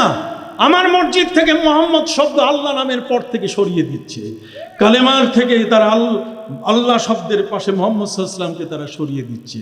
কথা বলেন কিনা? এরা বেকুব, এদের জ্ঞানের দৈন্যতা এত বেশি। এই জ্ঞান পাপীরা আজকে আমাদেরকে বিভ্রান্ত করছে। নারে নবীর সম্পর্কে আমাদের ভালোবাসার কলিজা অনেক বড়, কি বলেন ঠিক না? আল্লাহর মহাজ্ঞান, সেই মহাভাণ্ডার আল কোরআন থেকে আমরা যা পেয়েছি, সেই পাওয়াটি এত বড়, সেই পাওয়াটি এত বড়। যালিকা ওয়া মান ইউআযযিম শাআইর আল্লাহ ফাইন্নাহা মিন তাকওয়াল কুলুব। নবীজি হলেন আল্লাহর নিদর্শনের মধ্যে একজন মহান নিদর্শন। সেই নবী সাল্লাল্লাহু আলাইহি ওয়াসাল্লামের নিদর্শন, তিনি এমনই এক মহান রসূল, যেই মহান রসূল সাল্লাল্লাহু আলাইহি ওয়াসাল্লামকে আল্লাহ তাআলা বিশ্বসভার সভাপতি বানিয়েছেন। তিনি হলেন বিশ্বসভার কি সভাপতি। সৃষ্টির শুরুতে যাকে নিয়ে সমস্ত নবী এবং রসুলদের রূহগুলোকে সামনে নিয়ে আল্লাহ তাআলা বলেছিলেন ওয়াইদ আখাযাল্লাহু মিসাকান নাবিয়্যিনা লামা লামা আতাইতুকুম মিন কিতাবিন ওয়া হিকমা সুম্মা জাআকুম রাসূল। আল্লাহ নবীদেরকে সামনে রেখে আমার নবীর ওয়াজ করতেছেন। সুবহানাল্লাহ। সমস্ত নবীকে বসাইয়া আল্লাহ ওয়াজ করতেছেন কার? আমাদের নবী সম্পর্কে। কি ভাই এখনো কি বুঝে আসে নাই? পবিত্র কোরআন সূরা আলে ইমরান আপনি খুলে দেখুন। সূরা আলে ইমরানের মধ্যে আমার নবীর সম্পর্কে ওয়াজ করতেছেন নবীদের সামনে। নবীগণ পরিচয় পেয়ে গেলেন, আমার আল্লাহ তার প্রিয় হাবিব সাল্লাল্লাহু আলাইহি ওয়াসাল্লামের পরিচয় করে দিলেন। সুম্মা জাআকুম রাসূল, তোমাদের কাছে একজন রসুল আসবেন। তার রসুলের ঘোষণা এটা আলমে আরো রুহের জগতে আমার রসুলকে রসুল হিসেবে ঘোষণা করা হয়েছে। আর আপনি বলছেন যে 40 বছরের পরে উনি রসুল হয়েছেন। 40 বছরের আগে উনি কিছুই ছিলেন না। উনি ওইরকম ওই যে সাধারণ ব্যক্তির মতো। সাধারণ ব্যক্তিরা যেমন সাধারণভাবে বসবাস করে, এরা মিথ্যাও বলতে পারে, সত্যও বলতে পারে, এরা বাজারে ওজনে কম বেশি দিতে পারে। মুহাম্মদ সাল্লাল্লাহু আলাইহি ওয়াসাল্লাম এরকমই ছিলেন। এটা নাকি? এটা নাকি? এটা বলছে কাফেররা। এরা বলছে কোনটা?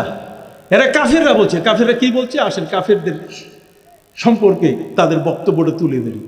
কবি বলেছেন কাফেরদের বক্তব্য ছিল, গর্ব সুরত আদমি ইনসা বুদে, গর্ব সুরত আদমি ইনসা বুদে, আহমদ আবু জাহাল এক সাবুদে। কাফেররা বলতো যে মুহাম্মদ সাল্লাল্লাহু আলাইহি ওয়াসাল্লামের প্রতি ঈমান আনবো কেন? ঈমান আনার দরকারটা কি জন্য? মুহাম্মদ সাল্লাল্লাহু আলাইহি ওয়াসাল্লামের দুইটা চোখ, আবু জাহেলেরও তো দুইটা চোখ। দেখছেন চোখ, দুইজনের চোখ কি এক? জোরে বলেন, দুইজনের চক্ষু কি এক? আমার নবী বলেন, ওয়াল্লাহি ইন্নী লা আরাকুম মিন যাহরি কামা আরাকুম আমামি। পৃথিবীর মানুষ, আমার উম্মত শুনে নাও, মনে রাখবে, আমি তোমাদের রাসূল এমন, আমি পেছনে তেমন দেখি যেমন তোমাদের সামনে দেখতেছি। আমার চোখের পাওয়ার এত বড়। আমার নবী বলেন, ওয়াল্লাহি ইন্নী লা আরাকুম আল জান্নাতা ওয়া জাহান্নামা মিন হাহুনা।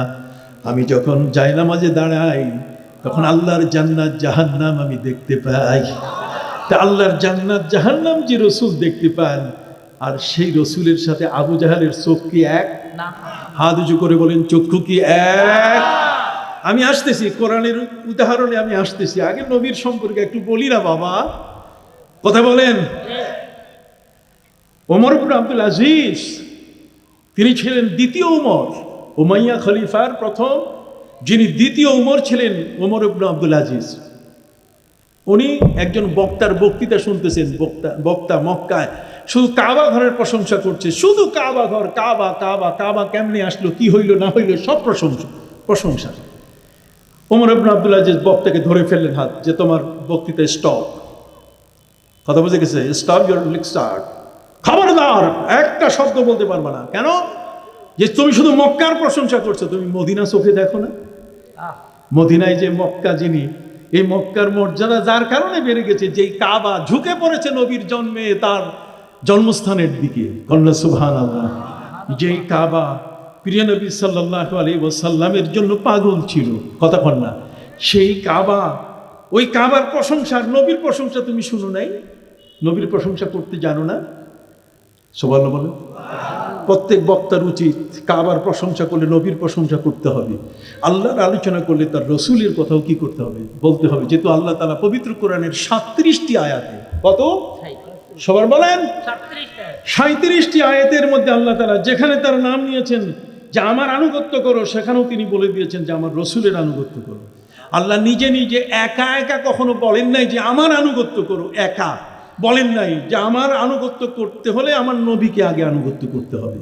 মান আতা আর রাসূল ফাকাত আতা আল্লাহ, আতিউল্লাহ ওয়া আতিউর রাসূলা। আল্লাহকে মানো, আল্লাহ রসুলকেও কি রসুলকে মাইনাস করে আল্লাহ কখনো নিজেকে তিনি বলেন নাই।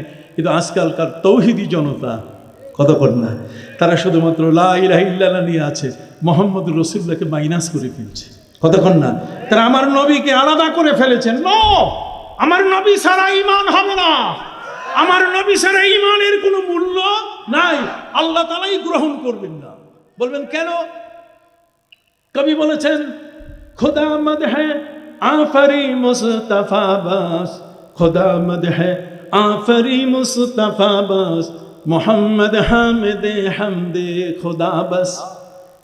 আল্লাহ বলেন যে সারা দুনিয়ার সবগুলো যদি নাস্তিক হয়ে যায় আমার কোনো আপত্তি নেই, যদি আমার নবী আমাকে আল্লাহ বলে স্বীকার করে তাহলে আমার এনাফ, আমার যথেষ্ট, আমার নবী আমাকে আল্লাহ বলছে। আর কেউ যদি না বলে তাতে আমার কোনো যায় আসে না। আর আমার নবী বলেন সারা পৃথিবীর সমস্ত মানুষ যদি আমার রসুল্লাহ কেটে দেয়, আমাকে রসুল যদি না মানে আমার কোনো আসে যায় না, যদি আমার আল্লাহ আমাকে রসুল বলে কোলে তুলে নেন। ওয়াকাফা বিল্লাহি শাহিদা। সুবহানাল্লাহ বলেন হুয়াল্লাযী আরসালা রাসূলাহু বিল হুদা ওয়া দীনিল হক লিইয়ুযহিরাহু আলা দীনি কুল্লিহি ওয়া কাফা বিল্লাহি শাহিদা। আল্লাহ যদি আমাকে সাক্ষ্য দেন যে আমি তার রসুল, দুনিয়ার সমস্ত মানুষ যদি রসুল কেটে দেয় তাতে আমার আসে যায় না। আপনি কি বুঝতে পারছেন? এই জন্য উমর ইবনে আব্দুল আজিজ, দ্বিতীয় উমর, যেদিন থেকে তিনি ক্ষমতা নিয়েছেন, যেদিন ক্ষমতা তিনি ছেড়েছেন, ক্ষমতা নেওয়া থেকে ক্ষমতা ছাড়া পর্যন্ত এই সময়টায় তিনি জাতির এমন দায়িত্ব পালন করেছেন যে দায়িত্ব পালন করতে গিয়ে তার স্ত্রীর সাথেও দেখা করার সুযোগ হয় নাই। ওমর ইবনে আব্দুল আজিজ তিনি একদিন তার দপ্তরে গেলেন, কেরানি সাহেব কি কি হিসাব নিকাশ করেছেন তার দাপ্তরিক হিসাব নেওয়ার জন্যে। আমার ভাষা কি আপনি বুঝতেছেন? আমি তো আপনার এলাকায় ভাষা বলতে পারবো না। সম্মানিত সুধী বন্ধুরা আমার, দপ্তরে তিনি গেলেন, দপ্তরের কেরানি যিনি, কেরানিকে বললেন হিসাবটা দেখাও। কেরানি হিসাব, সেখানে নবী করিম সাল্লাল্লাহু আলাইহি ওয়াসাল্লামের নামেও তো কিছু খরচা হয়েছে, কি বলেন ঠিক না? আপনারা আপনাদের বাড়ি ঘরে কিছু মিলাদ শরীফ, এই অমুক তমুক দান খয়রাত, আল্লাহর নবীর সম্মান মান নিয়ে আলোচনায় বাবদে কিছু টাকা দিয়েছি, এটা হিসাব নিকাশ কেউ কেউ রাখতে পারেন। তো যেহেতু রাষ্ট্রের হিসাব, সেক্ষেত্রে নবী করিম সাল্লাল্লাহু আলাইহি ওয়াসাল্লামের ক্ষেত্রে কতটুকু কি ব্যয় হয়েছে উনি সেটা দেখা শুরু করলেন। যখনই তিনি অডিট শুরু করলেন, পরিদর্শন, অডিট করতে গিয়ে তিনি দেখলেন যে মুহাম্মদ সাল্লাল্লাহু আলাইহি ওয়াসাল্লাম নাম লিখেছে, কিন্তু রাসূলুল্লাহ সাল্লাল্লাহু আলাইহি ওয়াসাল্লামের পরে সাল্লাল্লাহু আলাইহি ওয়াসাল্লাম দরুদ শরীফটা লেখে নেই, শুধু মোহাম্মদ শব্দ লিখেছে, কি লেখে নেই? দরুদ শরীফ লেখে নেই। আছে না অনেকেই দরুদ শরীফ পড়ে না, কথা বল না? হ্যাঁ, মুহাম্মদ সাল্লাল্লাহু আলাইহি ওয়াসাল্লামকে এরপরে রাসূলুল্লাহ সাল্লাল্লাহু আলাইহি ওয়াসাল্লাম আপনি দেখবেন পড়ে না। রসুলই বলেছেন, রসুল বোধহয় ওনার বাড়ির কামলা, কথা বল না? রসুল বোধহয় ওনার বাড়ির রাস্তার মানুষ একটা হাঁটতেছে। রসুলের সম্মান, রসুলের ইজ্জত, এগুলো আল্লাহর ওলির দরবার ছাড়া, এগুলো আদবের দরবার ছাড়া কখনো শেখা যায় না। পাশে সোনাকান্দা, পুরকুইল, কথা বল না? হ্যাঁ, তারপরে চতুরা দরবার, প্রফেসর আব্দুল খালেক রহমতুল্লাহ আলাইহির মতো ব্যক্তি, আগরতলার রাজা, ওনাকে ডেকেছেন যে হুজুর আপনি একটু আসেন। উনি আমন্ত্রণ পেয়ে অবাক হয়েছেন যে হিন্দু আমরা ডাকবে কেন? আগরতলার রাজা তো আমাকে ডাকার কথা না, আমি তো একজন মুসলিম, আমি মসজিদে যাই, আমি তো আর মন্দিরে যাই না। কি বলেন? আমি তো কোরআন পড়ি, আমি তো আর গীতা পাঠ করি না, অতএব আমাকে ডাকবে কেন? আমাকে তো ডাকার কথা নয়। রাজার আমন্ত্রণে প্রফেসর মাওলানা আব্দুল খালেক রহমতুল্লাহ আলাইহি তিনি চলে গেলেন। যাওয়ার পরে তিনি বললেন, রাজা মহাশয় কি অবস্থা, আপনি কি জন্য ডেকেছেন? উনি বললেন, বাবা আমি আপনাকে ডেকেছি, বহু কিছু চেষ্টা সব শেষ, একটা চেষ্টা আমার মাথার মধ্যে আসছে, সেটা হলো এই যে আমার এলাকায় আজকে বেশ কিছুদিন ধরে কোনো বৃষ্টি নাই, পুকুরের পানিগুলো সব শুকিয়ে গেছে, আমার ঘাট যেগুলো আছে এগুলো শুকিয়ে গেছে, এত প্রচণ্ড রৌদ্র, আকাশে মেঘ নাই, আপনি যদি একটু দোয়া করে দেন, আমার বিশ্বাস, কথা বল না, আমার বিশ্বাস যে আপনি দোয়া করলে বৃষ্টি আসবে। দেখছেন একজন হিন্দু রাজা, তার চিন্তাধারা কেমন। আমি একবার 50 বর্ষপূর্তি উপলক্ষে ইসলামপুর মাদ্রাসা, সিরাজদি খান, মুন্সিগঞ্জ, আমি সেখানে গেলাম। তো সেখানে যাওয়ার পরে আমার বক্তব্য হলো, প্রধান অতিথি ছিলেন একজন হিন্দু মহাশয়, তিনি সংসদ সদস্য, কথা বুঝতে পারছেন, বাবু রঞ্জন দাস। তো রঞ্জন দাস বক্তব্য দিতে গিয়ে তিনি বললেন যে আমি কি বলবো কোরআনের কথা, কি বলবো ইসলামের কথা, যদিও তিনি গ্রহণ করেন নাই, তারপরও তার বক্তব্যটা ছিল এমন যে আমরা 12 জন মানুষ একটা মাইক্রোতে করে, হাইয়েসে করে আমরা এই মুন্সিগঞ্জ থেকে চিটাগাং যাচ্ছি, বুঝলেন? তো ফেনী পার হওয়ার পরে একজন আল্লাহর ওলির মাজার আছে, সেখানে ড্রাইভাররা গাড়ি চালাইলে একটু আস্তে করে গাড়ি চালায়, একটু সম্মান দেখায়। সম্মানিত সুধী, আমাদের ড্রাইভারকে আমাদের মুসলিম একজন বললেন যে ড্রাইভার সাহেব একটু আস্তে চালান, এটা আল্লাহর ওলি রেখার পাশে শুয়ে আছে, একটু সম্মান, আর কিছু না। ড্রাইভার ছিল পাক্কা ওয়াহাবি, কথা বোঝেন নাই, এটা পাক্কা ওয়াহাবি, এগুলো মানে না, না এগুলো কি, এগুলো কোনো ইসলামে আসে নাকি? গাড়ির স্পিড দিছে বাড়াইয়া। বাবু উনি বলছেন আমি হাইয়েসে বসা আরো 5-12 জন মিলে কিছু দূর যাওয়ার পরে গাড়িটা একেবারে রাস্তার রোড থেকে উল্টাইয়া নিচে এমনভাবে দুমড়ে মুচড়ে পড়ে গেল, কারো হাত কাটছে, কারো পা কাটছে, কারো দেহের চামড়া সিলাই গেছে। আমি কি করব ওই মুহূর্তে? আমার কোনো কিছুই মনে নাই, খালি একটা মনে যে মুসলমানের ওয়াজে যাইতে যাইতে আমার সবাই ওয়াজ করতে গিয়ে একটা জিনিস মুখস্থ হয়েছে, লা ইলাহা ইল্লা আনতা সুবহানাকা ইন্নী কুনতু মিনাজ জালিমিন, এটা মুখস্থ ছিল। আমি ওইটা পড়া শুরু করলাম, লা ইলাহা ইল্লা আনতা সুবহানাকা ইন্নী কুনতু মিনাজ জালিমিন। বাবু পড়তেছে এইটা। বাবু বললেন আমি কি বলবো, আমি তো কসম কিভাবে করে জানি না, কিন্তু ওই গাড়ির মধ্যে সবাই ইনজুর হয়েছে, সবার কারো মাথা ফাটছে, কারো হাত ভাঙছে, কারো ঠ্যাং ছিল্লে গেছে, কত কিছু হয়ে গেছে, কিন্তু আমার কিছুই হয় নাই লা ইলাহা ইল্লা আনতা সুবহানাকা ইন্নী কুনতু মিনাজ জালিমিন পড়ার কারণে। কথা বুঝতে পারছেন? এখন তাকে ইসলামের দাওয়াতটা দেওয়া উচিত কিনা? তাই বললাম পাশে থেকে, বাবু বাকিটা কইয়া ফেলেন। একটু পরে আপনি থামেন। তার মানে আপনারা খলিফা মনসুরের নাম শুনেছেন কিনা? খলিফা মনসুর আব্বাসি, এই যে বাগদাদের রূপকার খলিফা মনসুর। খলিফা মনসুর একবার একটা সভা ডাকলেন, সেই সভার মধ্যে শ্রোতা সব মুসলমান আর বক্তা সব বেঈমান। কত বললেন? ওয়াইজ যারা, বক্তা যারা, সব কি বেঈমান, ঠাকুর, সন্ন্যাসী, পাদ্রী, কত না, এগুলো দিয়ে ভর্তি করছে। আর শ্রোতা সব কি মুসলমান। আপনি চিনতে পারছেন একটা ব্যতিক্রম ধর্মী সভা, যে সভার মধ্যে শ্রোতারা হলেন সব মুসলমান আর বক্তারা হলেন সব কি বেঈমান। সাবজেক্ট লেখা আল কোরআন। আজকে এই হিন্দু সন্ন্যাসী, ঠাকুর, কতক্ষণ না, পাদ্রী সাহেব, বাহাই সাহেব, এরা যারা যে ধর্মের আছেন প্রত্যেকেই তারা কোরআন সম্পর্কে বক্তব্য দেবেন। দেখি তাদের নলেজ কতটুকু। এক এক করে সবার বক্তব্য শেষে ইহুদির বক্তব্য। ইহুদি গুরুর বক্তব্য যখন চলছে, সেই বক্তব্য দিতে গিয়ে এত চমৎকার কোরআন সম্পর্কে বক্তব্য দিয়েছে যে খলিফা মনসুর অ্যাস্টনিশড হয়ে গেছেন, অবাক হয়ে গেছেন যে একজন ইহুদি কোরআনের এত তথ্য জানে। উনি খাস কামরায় তাকে ডেকে এনে বলেন যে আজকে আপনার বক্তব্যে মনে হয়েছে আপনি 15-16 আনা মুসলমান, খালি শিকি বাকি আছে, নড়াচড়া করতেছে বেঈমানিটা। আপনি ওইটা আস্তে করে বাদ দেন, রাষ্ট্রের সবচেয়ে বড় পদটা আপনাকে আমি দিয়ে দিব। ইহুদি বলে উঠল, জাহাপনা আপনি আমাকে ক্ষমা করবেন, আমি বক্তৃতা দেওয়ার জন্য বক্তব্য দিয়েছি, মুসলমান হওয়ার জন্য আমি বক্তব্য দেই নাই। উনি বলেন তাহলে খাম নাও, যাও। তার সম্মানী দিয়ে দিয়েছেন, অনারিয়াম দিয়ে দিয়েছেন, সম্মানী নিয়ে সে চলে গেছে। 1 বছর পরে এই ইহুদি খলিফা মনসুরের কাছে এসে বলছে, জাহাপনা আপনার কাছে আমার বিনয়ের সাথে অনুরোধ, আমি একটু কালেমা পড়তে চাই, আমি একটু মুসলমান হতে চাই। উনি বললেন, শোনো, সেদিন তোমার জন্য যে অফার দিয়েছিলাম, কি মনে আছে কিনা? সেদিন তোমার জন্য যে অফার দিয়েছিলাম, রাষ্ট্রের সবচেয়ে বড় পদটা আমি তোমাকে দেব, কিন্তু আজকে তো এটা আমার হাতে নাই, আমি তো তোমাকে দিতে পারবো। কয় স্যার কিচ্ছু লাগবে না, খালি আপনি কলেমাটা আমারে পড়াই দেন। কলেমা পড়তে গেলে কি লাগে? আমি শুনছি গোসল করা লাগে, আমি গোসল করবো কেমনে, এইটা বলে দেন। খলিফা মনসুর বলেন, ঠিক আছে, আমি তোমাকে কালেমা পড়াবো, গোসল দিয়ে তারপর তোমার মুখের উপরে কালেমা জারি করার ব্যবস্থা করে দেব, কিন্তু আমি তোমার কাছে জানতে চাই যে তোমার এই মনের পরিবর্তনটা হলো কেন? সুবহানাল্লাহ। তুমি যে নতুন করে কলেমা পড়তে, সেদিন তো সহজ ছিল, আজকে যে তুমি কষ্ট করে আসলে, বহু চিন্তা ভাবনা করে, তোমার মনটা পরিবর্তন হলো কিভাবে? কয় স্যার, কলম দেখাইয়া বলছে, স্যার আমি একজন পণ্ডিত মানুষ, আমি বাইবেল, আমি তৌরাত, ওল্ড টেস্টামেন্ট, নিউ টেস্টামেন্ট, এগুলো সব একের পর এক লেখে লেখে আমার লাইব্রেরিতে আমি স্তূপ করেছি। কথা বল না, আমি শ্রী ভগবত গীতা থেকে, অথর্ব বেদ থেকে সবগুলো আমি একের পর এক সবগুলো আমি রেখে দিয়েছি।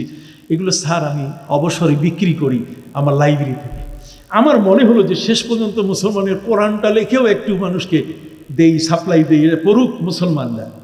আমি কোরআন লেখা শুরু করলাম, অনেকগুলো কপি হলো, আমি অ্যানাউন্স করলাম, আমি ঘোষণা দিয়ে দিলাম মুসলমান যারা আছেন আমার লাইব্রেরিতে এখন কোরআন পাওয়া যায়, অতএব আমার কাছ থেকে কোরআন নিলে 75% টাকা দিতে হবে, 25% অফ, তার মানে কমিশন। 100 টাকার জিনিস 75 টাকায় পাওয়া যাবে। মুসলমানরা আসা শুরু করলো, খবর পেয়ে আমার লাইব্রেরিতে। স্যার আসার পরে উল্টাইয়া এপিড উপিড দেখে থুইয়া চলে যায়, নেয় না। আমি দেখলাম একটাও বিক্রি হচ্ছে না, তখন আমি পার্সেন্টেজ কমাই দিলাম। আমি যে 50 ভাগ অফ, তার মানে 50 টাকা দিলেই হবে। স্যার লোক আসলো দেখতেছে কিন্তু নেয় না। এরপরে আমি বললাম যে 75%, 70% অফ কমিশন, 25 টাকা দিলেই হবে। স্যার তারপরে নিল না। এরপরে কইলাম আসো, মাংনা দিলাম, দেও। মাংনা যখন দিলাম এমনি এমনি ফ্রি। তারপরে দেখে উল্টাই বেল্টাইয়া চলে গেল, নেয় না। আমি তখন চিন্তায় পড়ে গেলাম, কিরে কাউকে আমি এটা গোছাইতে পারলাম না, কতক্ষণ কাউকে আমি এটা দিতে পারলাম না। তো দিতে না পারার পেছনে কারণটা কি? এই সেই কারণটা স্যার আপনাকে বলতে আসছি, আর কলেমা পড়তে আসছি। কেন? স্যার যেই কোরআনটা দেখছে হাতে নিছে, আমি একটা চালাকি করছি। চালাকিটা হলো যে সূরা ফাতিহার একটা আয়াত সূরা বাকারায় ঢুকাই দিছি, আর সূরা বাকারার একটা আয়াত সূরা ফাতিহার মধ্যে নিয়ে আসছি।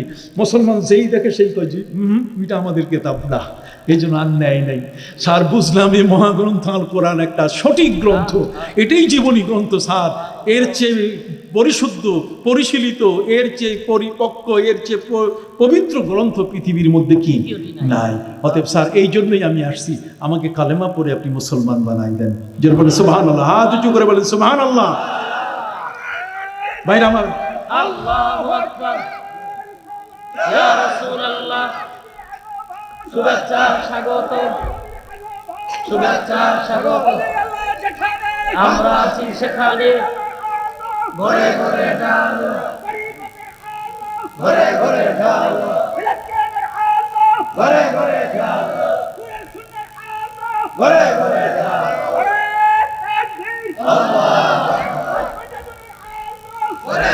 হাজিরিন বসেন। মাশাআল্লাহ, সম্মানিত সুধী, অতএব আজকের যারা কোরআনকে নিয়ে কথা বলে, কোরআনের বিষয় নিয়ে যারা কথা বলে, নবীকে নিয়ে যারা কথা বলে, তাদেরকে চিন্তা ভাবনা করার প্রয়োজন আছে কিনা?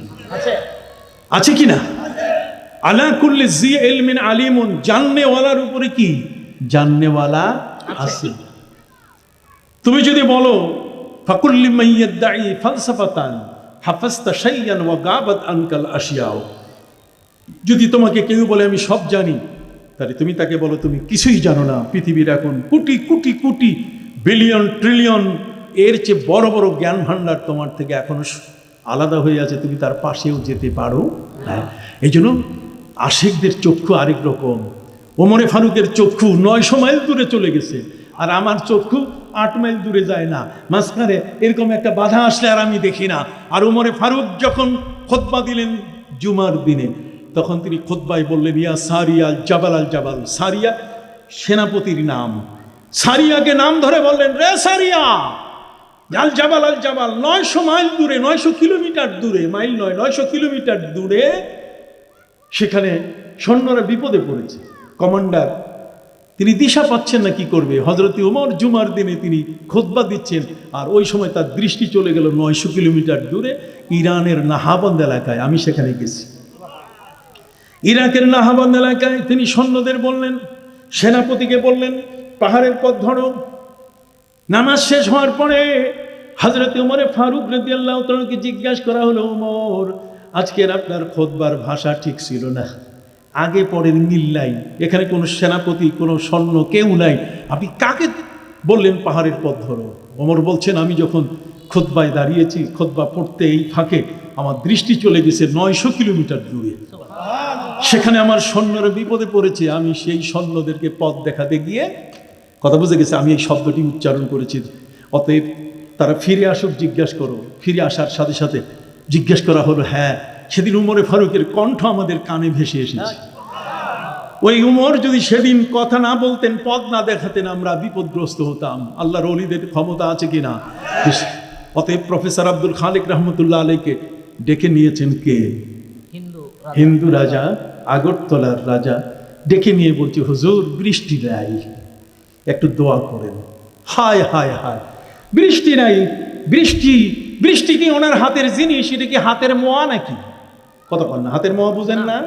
হ্যাঁ, এটা কি হাতের মোয়া নাকি যে বৃষ্টি উনি বানাই দিবেন? কিন্তু একটা আস্থা আছে।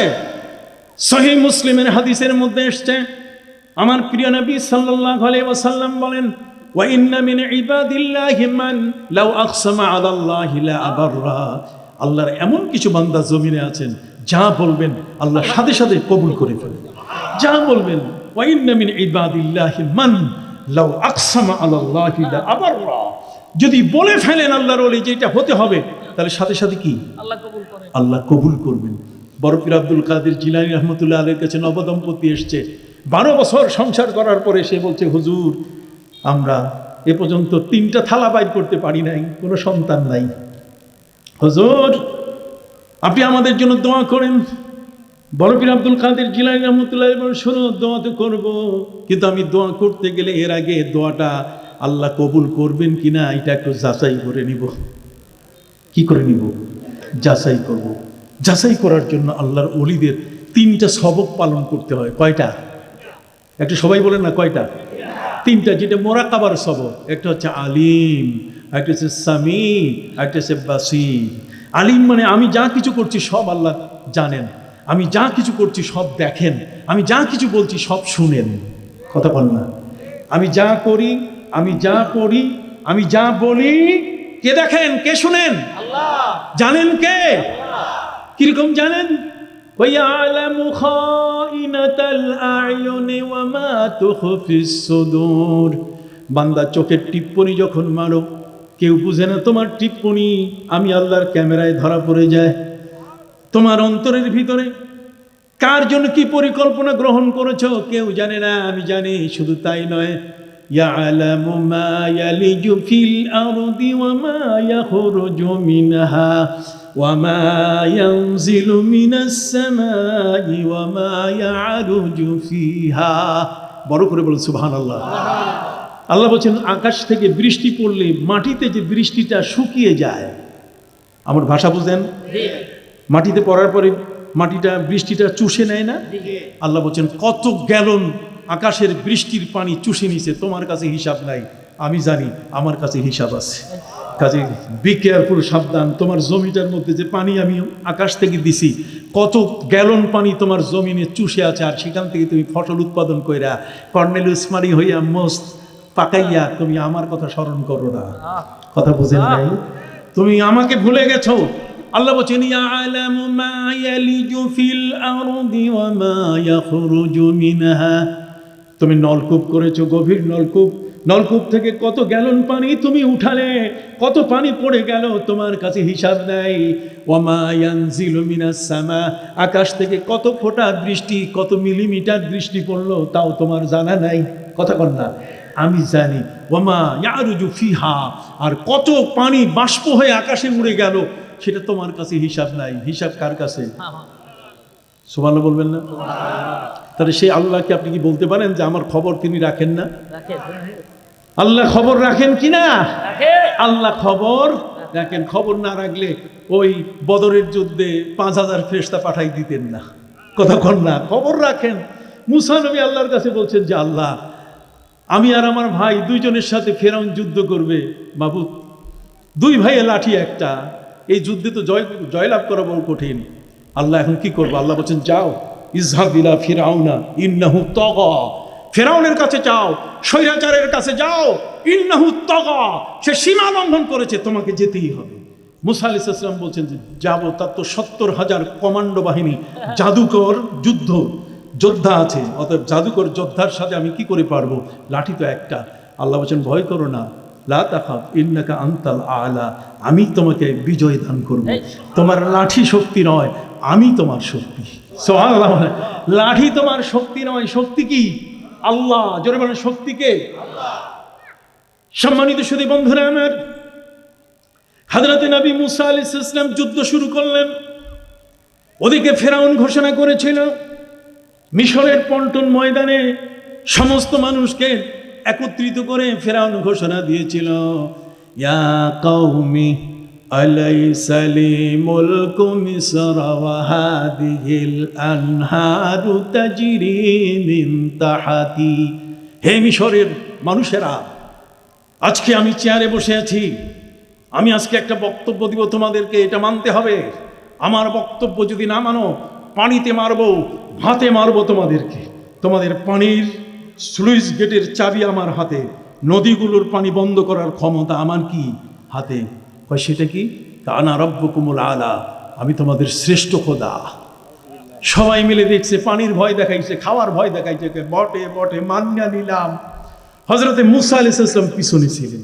মুসা আলাইহিস সালামের হাতে ছিল কান বরাবর লাঠি। উনি লাঠি উঁচা করে বলছেন, আয় থাম, খবরদার, আর একবার যদি বলো তাহলে লাঠি দিয়ে তোমার পায়ের গোড়ালি সাইজ করে দিব, খবরদার। সেই লাঠিটা আমি দেখে আসছি। আপনি বলবেন যে হুজুর লাঠিটা দেখলেন কই? এটা এখনো মিশরে তুরস্কের তোপকাপি মিউজিয়ামে রাখা আছে। সেখানে হযরতে জাকারিয়া আলাইহিস সালামের পাগড়ি রাখা আছে, হযরতে ইয়াহিয়া আলাইহিস সালামের দস্তান মোবারক রাখা আছে। সেখানে হযরতে ইব্রাহিম আলাইহিস সালাম যে পাতিলে খাবার পাক করে খেয়েছেন সেই পাতিল রাখা আছে। আমার নবী করিম সাল্লাল্লাহু আলাইহি ওয়াসাল্লামের সেখানে দাড়ি মোবারক রাখা আছে। আপনি অবাক হয়ে যাবেন, নবী করিম সাল্লাল্লাহু আলাইহি ওয়াসাল্লামের দাড়ি মোবারক এখনো লম্বা হয়। হায়াতুন নবী, এখনো নবী জিন্দা নবী, এখনো তার দাড়ি লম্বা হয়। সুবহানাল্লাহ বলেন। একটা মানুষ যদি মারা যায় তার তো দাড়ি লম্বা হওয়ার কথা না, কতক্ষণ না। একটা মানুষ যখন চুল কেটে ফেলে, সেই চুলগুলো আপনি রাখেন না 1 বছর, 1000 বছর রাখেন, 1 বিন্দুও সেটা বাড়বে না। কিন্তু আমার নবী সাল্লাল্লাহু আলাইহি ওয়াসাল্লামের দাড়ি মোবারক এখনো বড় হয়। সুবহানাল্লাহ, নবী জিন্দা। নবী কি জিন্দা নবী? ভাই আমার জিন্দা নবী। শুভেচ্ছা, স্বাগত, লাল গোলাপ, শুভেচ্ছা, শুভেচ্ছা, স্বাগত। আল্লাহু আকবার। ভাইরা আমার, আপনাদের কষ্ট হচ্ছে?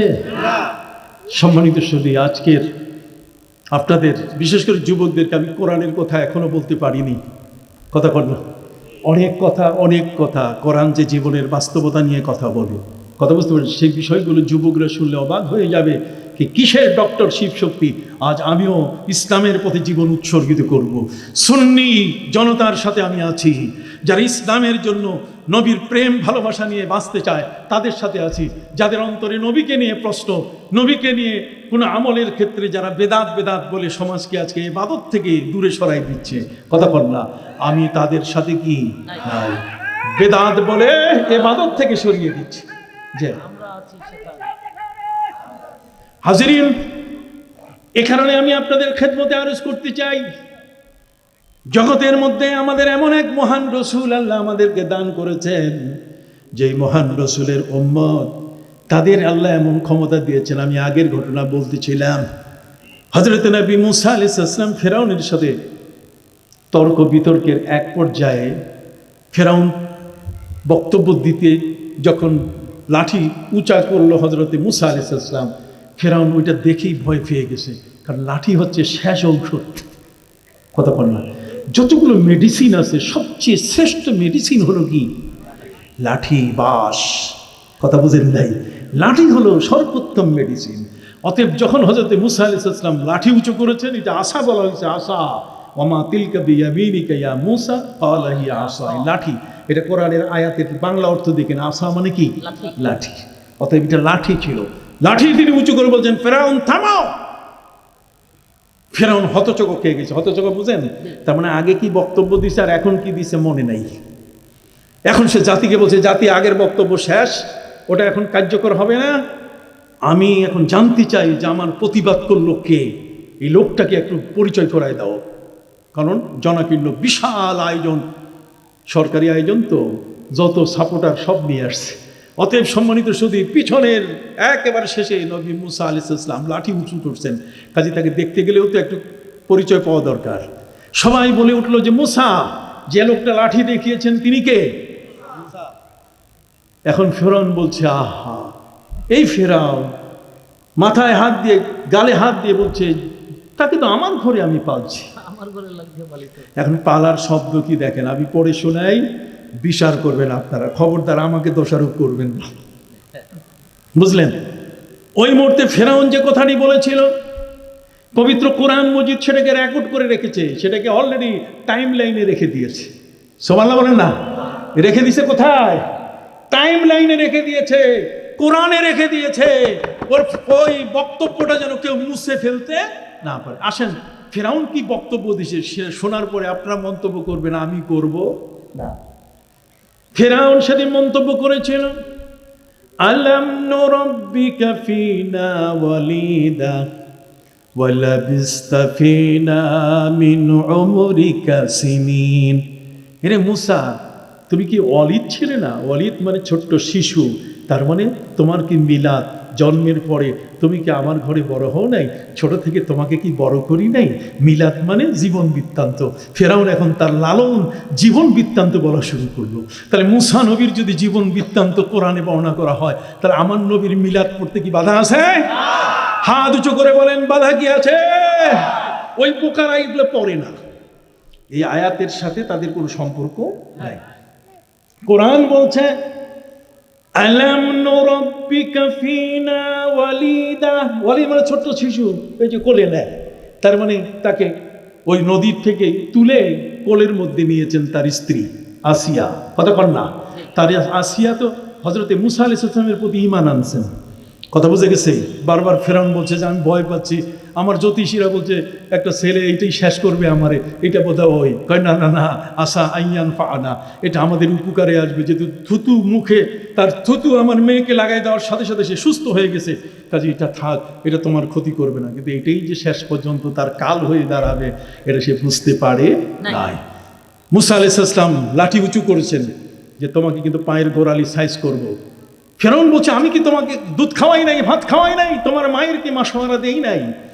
ফেরাউন বলছে, তিলকা নি'মাতুন তামান্নুহা আন আবাদতা আলাইয়া বনি ইসরাইল। তুমি কি বনি ইসরাইলের কাছে আমার এই কথা বলে তোমার খোদাই তুমি প্রতিষ্ঠিত করতে চাও? এবার ডবল পিটান হবে। কথা বল না, পিটান হবে কি? ডবল। ফেরাউন বলছে, জনগণ আজকে আর খোদাই দাবি নাই, আজকে এই পর্যন্ত স্টপ। আগে মূসার সাথে আমার যুদ্ধ হবে, সেই যুদ্ধে যে জয়ী হবে সেই খোদা হয়ে যাবে। মূসা আলাইহিস সালাম বলছে, নাউজুবিল্লাহ, আমি খোদার আসনে কোনোদিন দাবি করি না, আমি একজন খোদার গোলাম। কথা বুঝেন নাই? ঠিক আছে। ফেরাউন বলল, মূসা তোমার সাথে যুদ্ধ হবে, কবে বলো? মূসা নবী বলছেন, তুমি বলো, এখন যদি হয় আই এম রেডি। আমার কিচ্ছু দরকার নাই, আমার কোনো ফৌজ ডাকা দরকার নাই, আমার অস্ত্র আমার সাথে আছে, আর সেই অস্ত্রটার নাম কি? লাঠি। কথা বুঝেন নাই? আমার ওই কার্তুস গোডাউন থেকে আমাকে সেখান থেকে কার্তুস আনতে হবে, আমার সেখান থেকে কি বলেন মেশিন গান আনতে হবে, এসলার আনতে হবে, আমার রাইফেল আনতে হবে, দরকার নেই, আমারটা আমার সাথে কি কাজে বলো 1 1 2 2 3 এখনই শুরু হোক। ফেরাউন বলছে, না ইয়াউমুজ্জিনা, তোমার আমার এই যুদ্ধ এককভাবে হলে হবে না, বরং মেলার দিনে সব আপামর জনগণ একসাথে একত্রিত হবে, সেইখানে তোমার সাথে যুদ্ধ। মূসা বলছেন, আলহামদুলিল্লাহ, সেটা আমিও চাই। লক্ষ মানুষের জনতা একত্রিত হয়ে গেল। ফেরাউন মঞ্চ তৈরি করলো যে আজকের যুদ্ধ হবে মূসার সাথে। মূসা আলাইহিস সালাম আল্লাহর কাছে বললেন, মাবুদ, তার 70,000 জাদুকর জাদুকর যোদ্ধা, আর আমার বড় ভাই আর আমি দুইজনে মিলে লাঠি কয়টা? জোরবের লাঠি কয়টা? তাই যে মাবুদ, আমরা তো শেষ। আল্লাহ বলছেন, না, তোমরা তো আমার চোখে চোখে আছো, কিন্তু একটা পলিসি তোমাকে শিখাই দিই, সেটা হলো ফেরাউনের সাথে যদি কথা হয় তাহলে ওয়াকুল আলাহু কাউলান লাইয়িনা, নম্রভাবে কথা বলবা, কারণ তোমার হাতে লাঠি, আবার উল্টাপাল্টা করলে তুমি লাগাই দাও, খবর এটা লাগাই দিও না। সুবহানাল্লাহ বলেন। তুমি তো হান্ডার পাইলে ডান্ডা লাগাবা, কথা বল না, তোমার হাতে কি আছে? হান্ডার। অতএব হান্ডার পাইলে তুমি কি লাগাবা? ডান্ডা লাগাই দিবা। খবরদার, ওয়াকুল আলাহু কাউলান লাইয়িনা, তুমি মিঠা ভাষায়, মিষ্টি ভাষায়, কোমল ভাষায় কথা বলবে। ফেরাউন বলছে যে, মূসা তুমি আগে না আমরা আগে যুদ্ধ শুরু করব? মূসা বলছেন, আমি তো যুদ্ধ কখনো ঘোষণা করি নাই, তুমি করেছো, কাজে তুমি করো। ফেরাউন তার 70,000 জাদুকরকে বলল, শুরু করো, যুদ্ধ শুরু করো। 70,000 জাদুকর, জাদুর বাঘ, জাদুর ভাল্লুক, জাদুর বড় বড় সাপ তৈরি করে করে মূসা আর হযরতে ফেরাউন তাদের দিকে যখন নিক্ষেপ করা শুরু করলো, মূসা আলাইহিস সালাম দেখি ভয় পেয়ে গেলেন। ফাওজাসা ফি নাফসি খিফা, তিনি ভয় পেয়ে গেলেন। তিনি আল্লাহর কাছে বললেন যে, আল্লাহ, এ তো খাইয়ে ফেলবে আমাদেরকে। আল্লাহ বলছেন, না, ওয়ালকে মা বিয়ামিনিকা, তোমার ডাইন হাতে যে লাঠিটা আছে ফেলে দাও মাটিতে। ফাইদা হুয়া সুবানুম মুবিন, সেটা বিশাল অজগর হয়ে যাবে। আর কিতাবের মধ্যে লেখা হয়েছে সেই লাঠিটা অজগরের রূপ যখন ধারণ করে তখন 3.5 মাইল লম্বা হয়ে গেছে। এই মুখটাই বড় উঁচা। ফেরাউনের পুরো মঞ্চ যখন শ্বাসে টানা শুরু করছে, ফেরাউন বলছে যে এইবারে তো কিয়ামত হয়ে গেছে। তখন সে পয়াকার পালায় গেল। 70,000 জাদুকর জাদুর তারা সাপ বানিয়েছে, কিন্তু এত বড় সাপ তারা কখনো দেখে নাই। অতএব 70,000 সবগুলোই বেহুশ হয়ে মাটিতে পড়ে গেল। একটাও এখন কমান্ডো বাহিনীর কেউ পায়ে দাঁড়ানো নাই, সবগুলো অচেতন। কথা বল না, সবগুলো এখন কি অজ্ঞান অবস্থায়। আল্লাহ জিবরিল আমিনকে বললেন যে এখন ওয়াইফাই চালু করে দাও, ওদের মাথার সাথে নেটওয়ার্ক চালু করে দাও, জান্নাতের ওয়াইফাই লাগাই দাও, যাতে এই 70,000 জাদুকর এই অচেতন অবস্থায় যেন আল্লাহর জান্নাত দেখা শুরু করে। দেখেন আল্লাহর পলিসি কি চমৎকার। এগুলো ওয়াজ শুনবেন, ওয়াজ না শুনলে আপনার পথ পাবেন না। উদু ইলা সাবিলি রাব্বিকা বিল হিকমাতি ওয়াল মাউইজাতিল হাসানা ওয়াজাদিলহুম বিল্লাতি হিয়া আহসান। ঈদগাহ ময়দানের আজকে এত সুন্দর এই বিশাল আয়োজন, এটার পেছনে একটি মাত্র কথা, আমরা যেন সবাই আল্লাহকে চিনি, তার রসুলের মহব্বতে যেন জীবন উজাড় করে দেয়। লা ইউমিনু আহাদুকুম হাত্তা আকুনা আহাব্বা ইলাইহি মিন ওয়ালিদিহি ওয়া ওয়ালাদিহি ওয়ান নাসি আজমাইন। সুবহানাল্লাহ, সুবহানাল্লাহ। সম্মানিত, শুধু আপনাদেরকে কষ্ট হচ্ছে বাপ? কষ্ট হয় না? কষ্ট হয় না? কত কথা, কত কথা, কথার শেষ নেই। আমি আপনাদের খেদমতে আরজ করতে চাই, হযরত নবী মুসা আলাইহিস সালামকে আল্লাহ বললেন ছেড়ে দাও। লাঠি ছেড়ে দেওয়ার সাথে সাথে কি হয়ে গেছে? অজগর। উনি তো আল্লাহ জিজ্ঞেস করছে ওমা তিলকা বিয়ামিনিকা ইয়া মুসা, মুসা তোমার হাতে কি? মুসা বলছে লাঠি। এবার আল্লাহর সাথে কথা বলা শুরু করছে, আতাওয়াক্কাউ আলাইহা ওয়া আহুশু বিহা আলা গানামি ওয়ালিয়া ফিহা মাআরিবু উখরা। এটা দিয়ে আমি ছাগল চড়াই, এটা দিয়ে আমি গাছ বানাই, এটা দিয়ে পানি তুলি। লাঠি আমার বহু কাজে আসে, কিন্তু মুসা কন নাই যেটা দিয়ে সাপাং দেই। কথা কন না, সাপাং বুঝেন তো? ওই যে একটা দিলে 100 আন্ডার মজা। কথা বুঝে গেছে? এক ডান্ডাই কি 100 আন্ডার মজা। হযরত নবী মুসা আলাইহিস সালাম যখনই ছেড়ে দিলে অজগর হয়ে গেল সেটা। আর সে অজগর হওয়ার পরে ফেরাউন তো পালায় গেল। 70,000 জাদুকর কমান্ডো বাহিনী সবগুলো এখন অচেতন অবস্থায়। আল্লাহ তাআলা জিবরিল আমিনকে বললেন যে এখন নেটওয়ার্কটা কার সাথে? জান্নাতের সাথে। এই 70,000 জাদুকর এরা আল্লাহর জান্নাত দেখা শুরু করলো। জান্নাত দেখার পর্ব যখন শেষ হয়ে গেল, তখন আল্লাহ তাআলা বললেন জিবরাইল তুমি তাদেরকে জেগে উঠাও তো।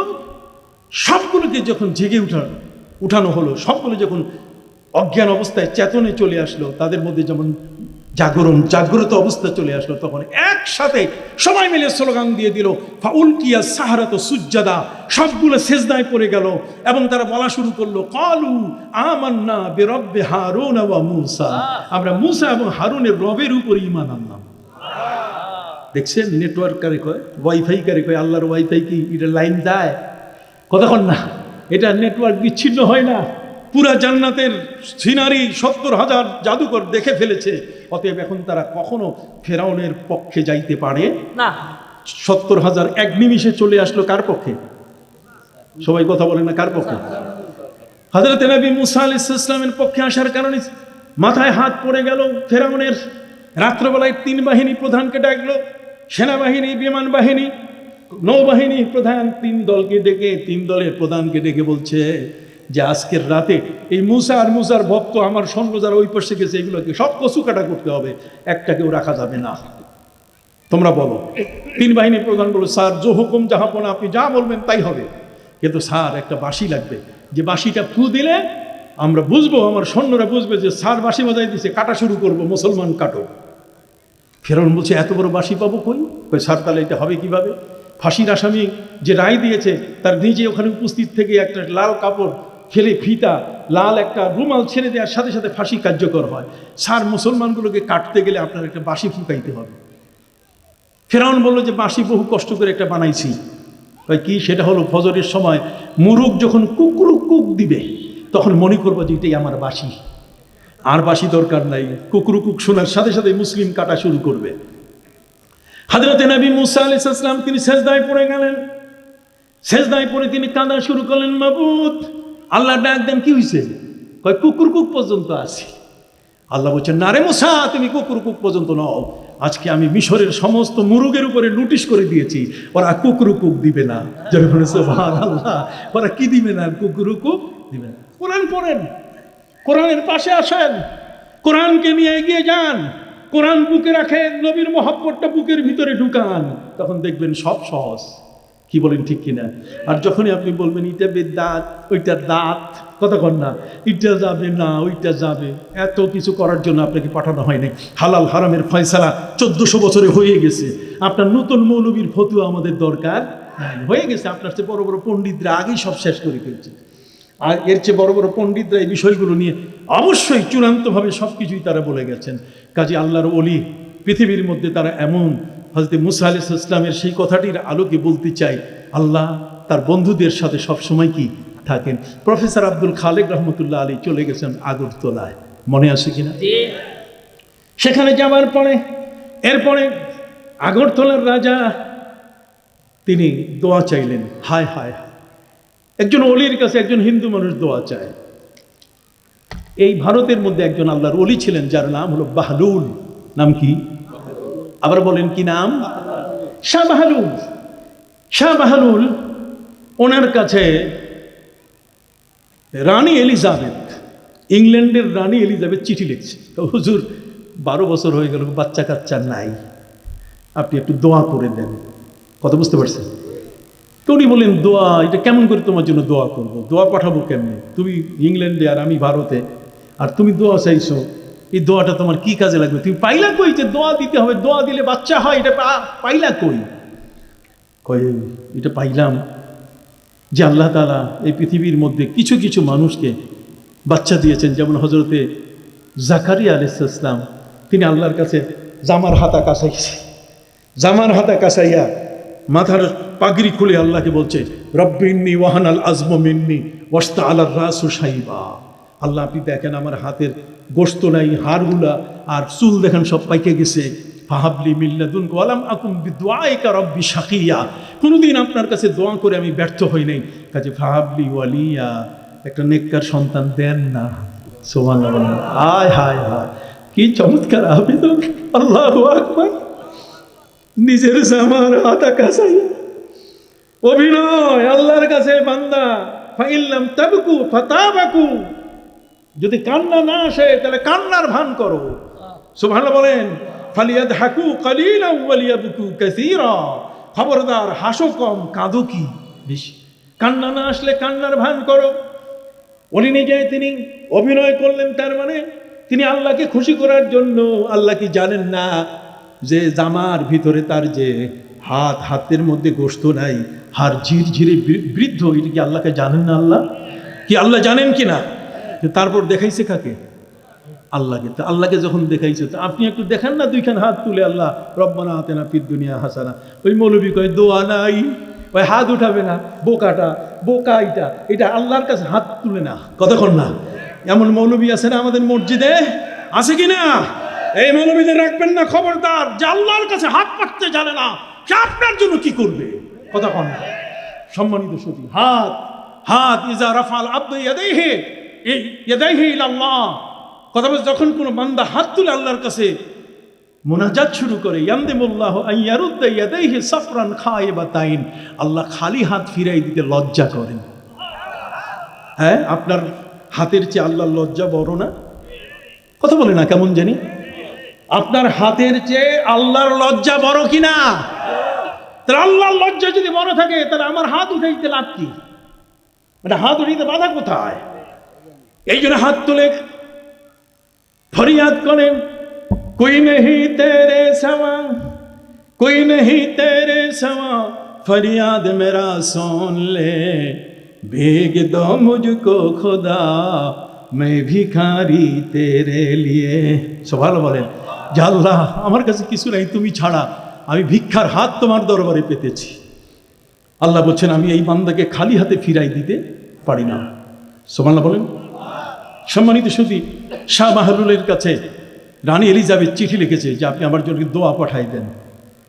উনি বলেন দোয়া পাইলা কই? তো আপনাদের কোরআনে আছে, হযরত জাকারিয়া আলাইহিস সালাম দোয়া করছেন আল্লাহর কাছে, হুনালিকা দা জাকারিয়াল মেহরাব। কথা কর না, আল্লাহ দোয়া কবুল করে বলেছেন, ইয়া জাকারিয়া ইন্না নুবাশশিরুকা বিগুলামিন ইসমুহু ইয়াহইয়া লাম নাজআল লাহু মিন ক্বাবলু সামিয়া। দিয়ে দিলাম, যা তোমাকে মায়ের গর্ভে জাকারিয়া, তোমার স্ত্রীর গর্ভে ইয়াহইয়া নামে একটি সন্তান দিয়ে দিলাম। আল্লাহ দিতে পারেন কিনা? হজরতে নবী ইব্রাহিম আলাইহিস সালাম যখন বার্ধক্যে 116 বছর বয়স, তখন 9 জন ফিরিস্তা তার কাছে আসছে। কয়জন? 9 জন ফিরিস্তা আসছে। উনি ফিরিস্তা তো মানুষের রূপ নিয়ে আসছে। উনি বললেন তোমরা একটা করো, একটা বড় ষাঁড় বিইজলিন হানিস, এটাকে ভুনা করো, ফ্রাই করো। বাবুর্চিরা সব ফ্রাই করে দস্তরখানি বিছায় রেখেছে। 9 জন জওয়ান মেহমানকে ডেকে বলছে এরা বোধহয় সবাই খাবে, একেবারে খাবার শুরু করলে ডাইন বাম দেখবে না। কিন্তু এখানে আসার পরে অবাক হয়ে গেলেন তারা। হযরত নবী ইব্রাহিম আলাইহিস সালাম দেখলেন যে কেউ হাত বাড়াচ্ছে না, এই সুন্দর খাবারে কারো জিহ্বা থেকে পানিও পড়তেছে না। নবী ইব্রাহিম জিজ্ঞেস করলেন কি হয়েছে? কয় আমরা তো উপর থেকে আসছি, আমরা তো এই দেশের না, আমরা তো আসমান থেকে আসছি, ওই উপর দেশ থেকে আমরা আসছি, আমরা ফিরিস্তা। আপনাকে দুটো মেসেজ দিতে আসছে, একটা গুড নিউজ, একটা ব্যাড নিউজ। গুড নিউজ হচ্ছে এই যে 116 বছর আগে আল্লাহর কাছে আপনি সন্তান চাইছেন, 116 বছর পরে আল্লাহ মঞ্জুর করছেন।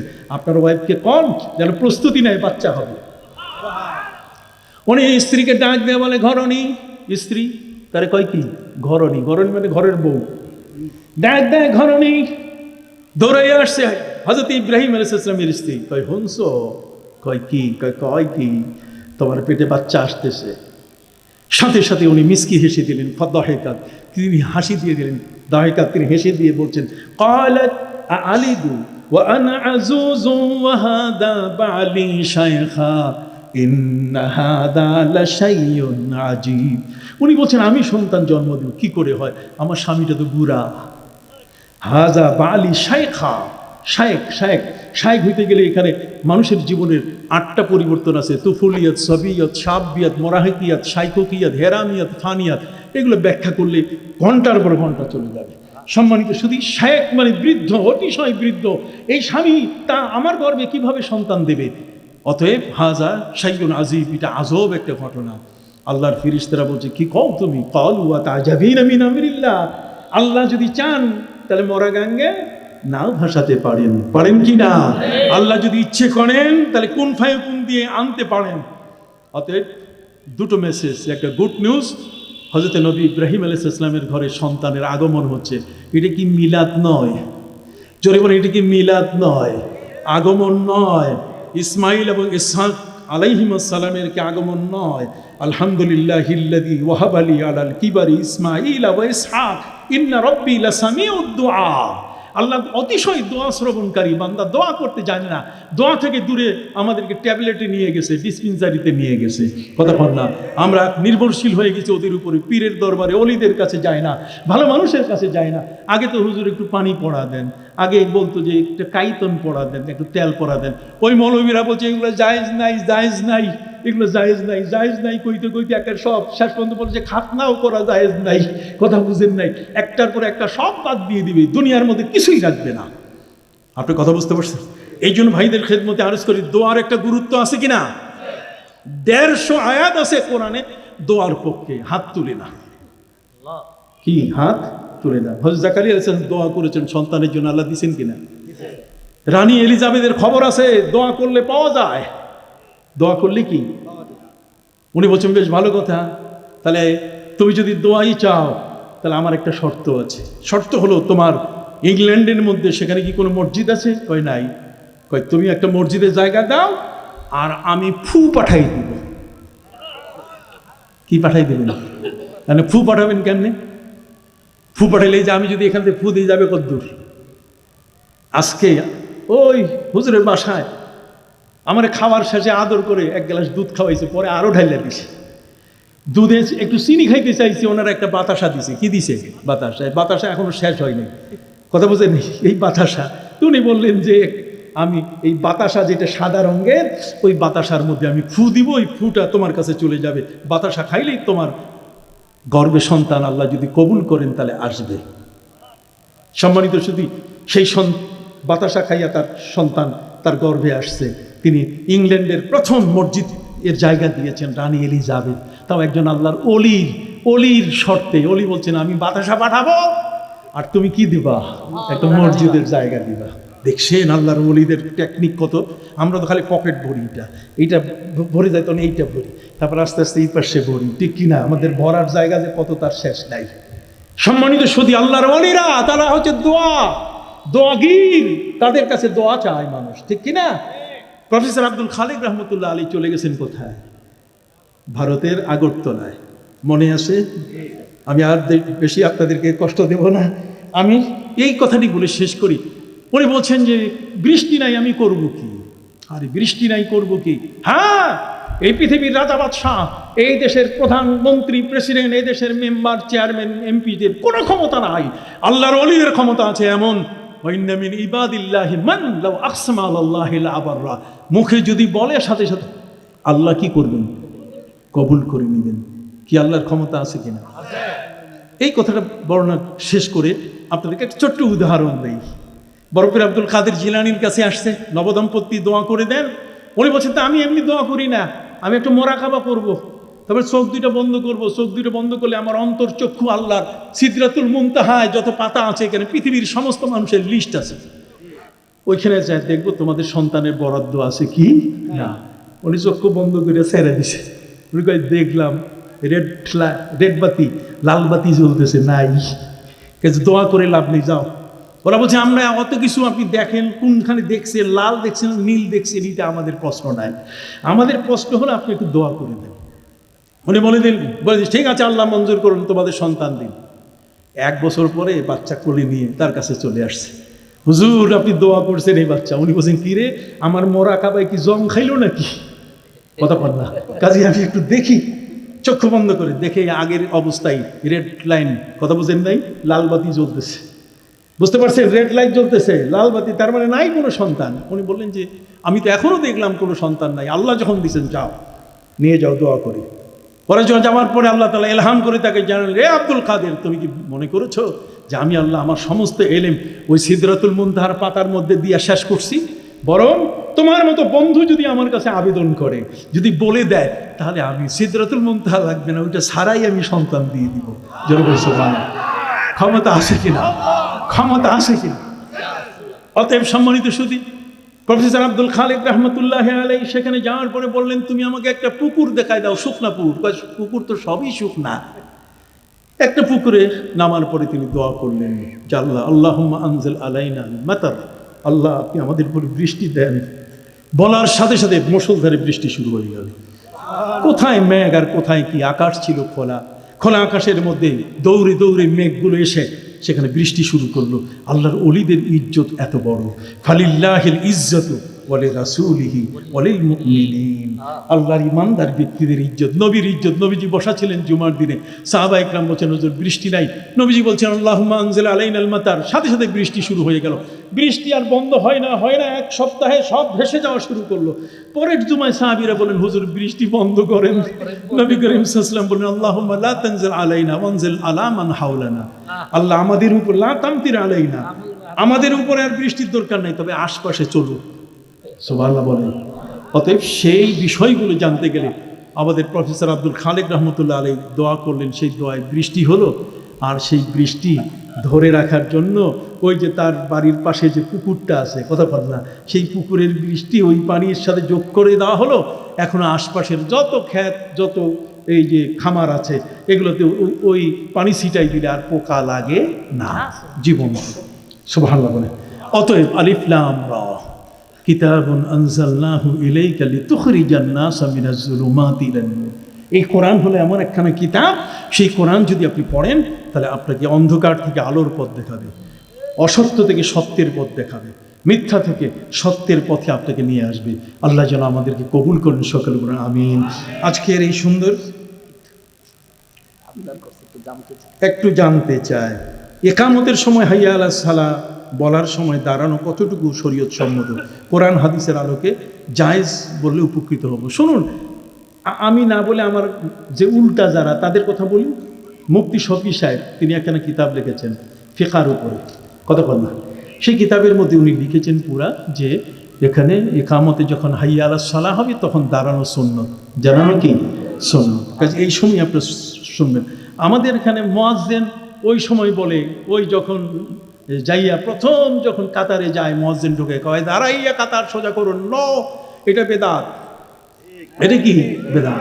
আমাদের দেশের কাতার সোজা করা আছে, প্রত্যেক মসজিদের কাতার কি আছে?